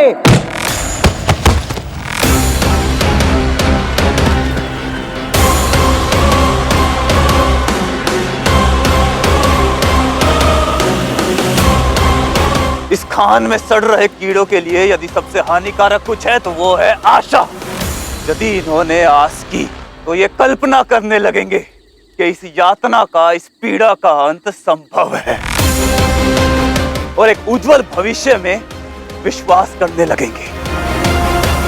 एक ऐसा भविष्य जो वास्तविकता में है ही नहीं। हम यहाँ 12 वर्षों से मर रहे हैं और हम इस वास्तविकता से अनभिज्ञ हैं। हमें ज्ञात है कि हम यहाँ से कभी नहीं निकल पाएंगे, और इस वास्तविकता को तुम जितनी शीघ्रता से सत्य मान लोगे तुम्हारे लिए उतना ही उचित होगा।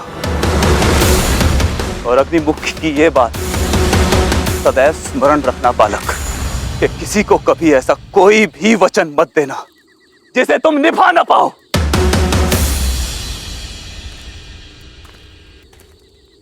अग्निमुख पीपलीवन का सबसे चपल तलवारबाज था। उसकी तलवार की धार अग्नि के समान घातक और बिजली से भी तेज थी। जितना तीव्र उसका क्रोध था, उतना ही तीव्र और प्रभावशाली उसका प्रहार भी था।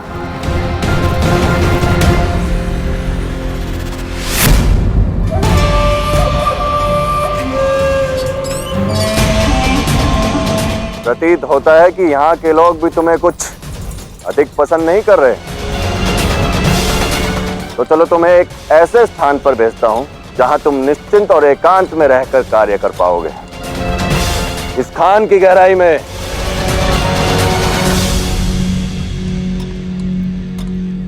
किंतु वहां तो बहुत अंधेरा होगा, मैं काम कैसे करूंगा? अग्निमुख, अग्नि का स्रोत जो इसे जीवित रह पाएगा, तभी स्वर्ण निकाल पाएगा।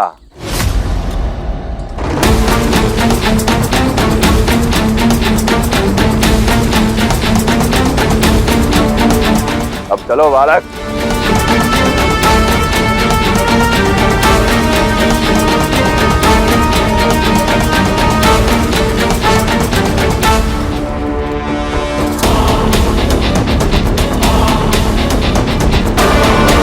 पतनराज, बच्चा है वो, जाने दो उसे।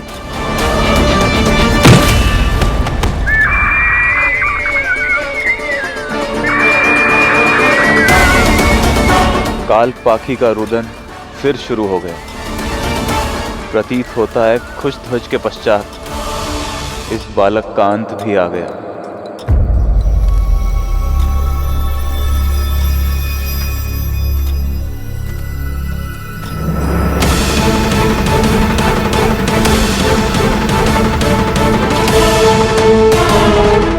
अवश्य ही मुझे इस गुफा में भेजने के पीछे पतनराज की ही कोई योजना है। मुझे सतर्क रहना होगा।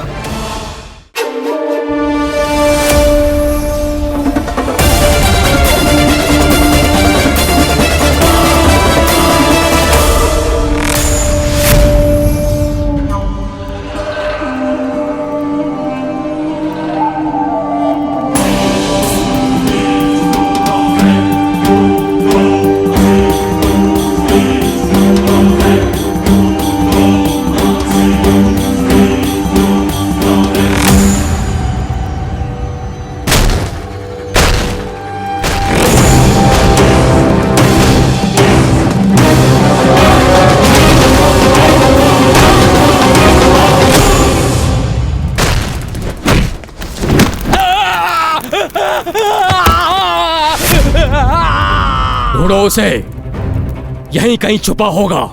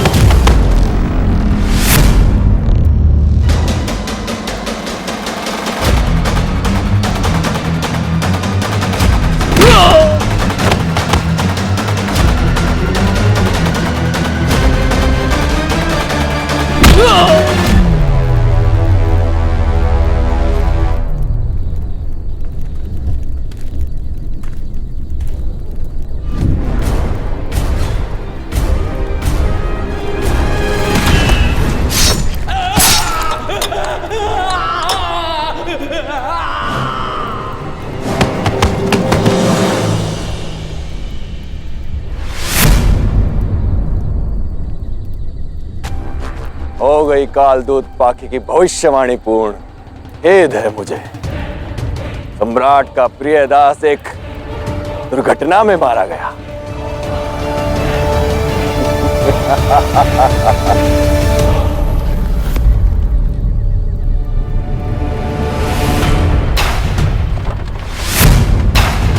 चंद्रगुप्त, चंद्रगुप्त।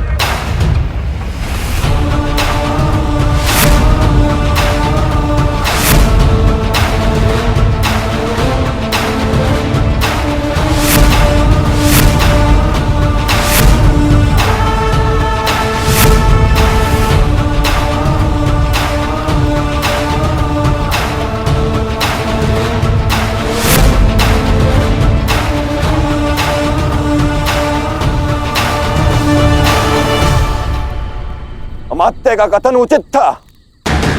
तुम ही सारी समस्या के जनक हो। मैं इनकी हत्या का कारण नहीं था, इन्होंने ही मुझ पर अकारण आक्रमण किया, तो आत्मरक्षा के लिए मैंने भी हथियार उठा लिए। जो तुमने किया है उसका दंड अब मैं तुम्हें दूंगा। ना मेरी ने मारने की मंशा थी और ना ही मैं आप पर प्रहार करना चाहता हूँ। मुझे कुछ नहीं सुनना, तुम विरोधी हो और इसका दंड अब मैं तुम्हें दूंगा। तुम्हें मार के ही मैं दम लूंगा।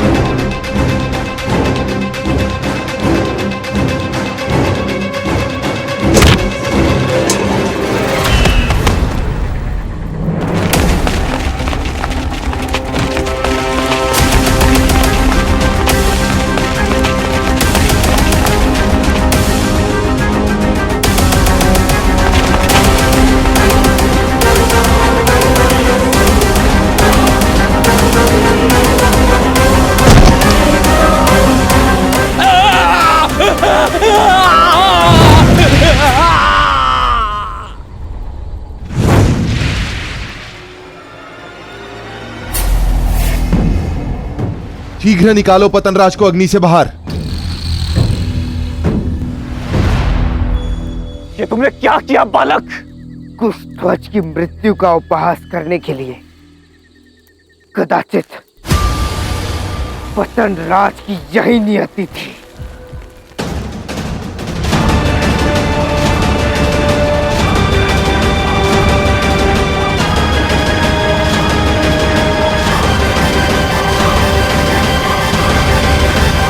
अनर्थ कर दिया तुमने। जानते भी हो इसका परिणाम क्या होगा? बाहर खड़े सैनिक किसी भी वक्त भीतर आ सकते हैं। तब क्या होगा सोचा है तुमने? तो उसका भी पतन होगा, ठीक उसी प्रकार जिस प्रकार इस पतनराज का पतन हुआ। किंतु आपकी मानसिक पतन को देखकर मुझे ग्लानि होती है। झांकिए अपने मन में और प्रयास कीजिए अपने प्रतिबिंब को देखने का। भीतर से उत्तर आएगा कि पराधीनता की बेड़ियों में जीवन यापन करने से उत्तम होगा कि हम स्वतंत्रता के साथ मृत्यु को प्राप्त कर ले। आज मैंने, एक बच्चे ने, आप सबके समक्ष 4-4 सैनिकों को मृत्यु के घाट उतार दिया। तो क्या आप इतने सारे क्षत्रिय एक साथ मिलकर बाहर तैनात 50 सैनिकों से अपनी स्वतंत्रता पुनः प्राप्त नहीं कर सकते? तुम्हारी उम्र में हर किसी का रक्त उबाल मारता है बालक, परंतु पिछले 12 वर्षों की यातनाएं, अपमान, उपहास और पराधीनता का परिणाम क्या होता है ये हम भली भांति जानते हैं। और 4 लोगों को मानकर यदि तुम सोच रहे हो कि तुम धनानंद के इस नर्क से बाहर निकलने का मार्ग ढूंढ पाओगे, तो ये तुम्हारा भ्रम है। ये मेरा भ्रम नहीं, विश्वास है। ये मेरा विश्वास है। ये आज की रात हमारी मुक्ति की रात हो, चाहे उसके लिए मुझे अकेले उन 50 सैनिकों का एक साथ सामना क्यों ना करना पड़े।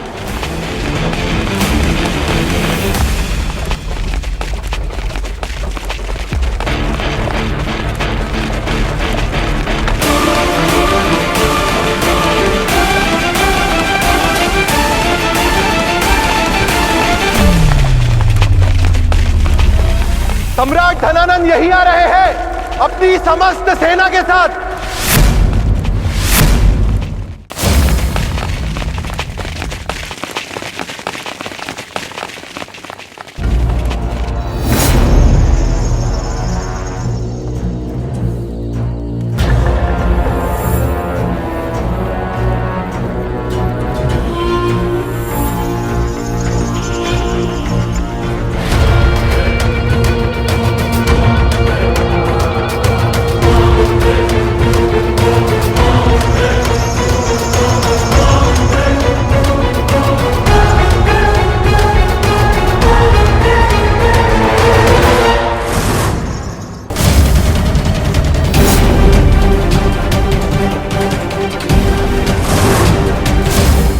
धनराज,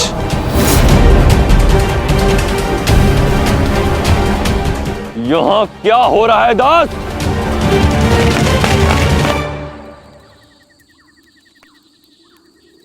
बाहुक!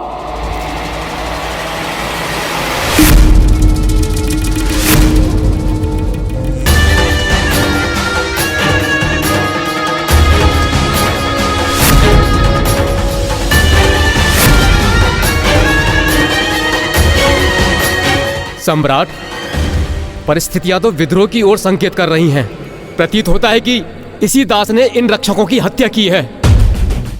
मुझे लगता है कि इसे आपके आने की कोई जानकारी नहीं थी और इसको लगा कि इन्हें मारकर ये बड़ी सरलता से यहां से चला जाएगा।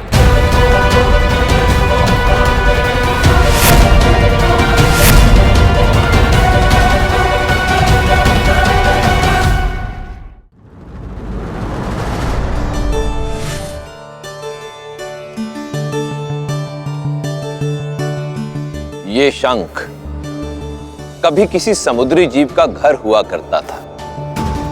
फिर समय आने पर उस जीव ने अपने इस घर का त्याग कर दिया क्योंकि उसका आकार बढ़ रहा था। ऐसा ही है मनुष्य का जीवन।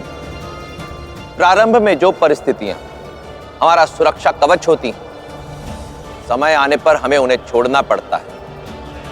आगे बढ़ने के लिए पीछे के पुलों को छोड़ना पड़ता है। अपना अस्तित्व बढ़ाना है तो अपने सुरक्षित वातावरण को छोड़कर कठिनाइयों और चुनौतियों का सामना करो, तभी विकास संभव होगा। नीतियां मेरी, नियति आपकी। मैंने विष उन विद्रोही क्षत्रियों के भोजन में मिलाया था। आज के भोजन का आनंद उनके जीवन के सभी कष्टों का अंत कर देगा।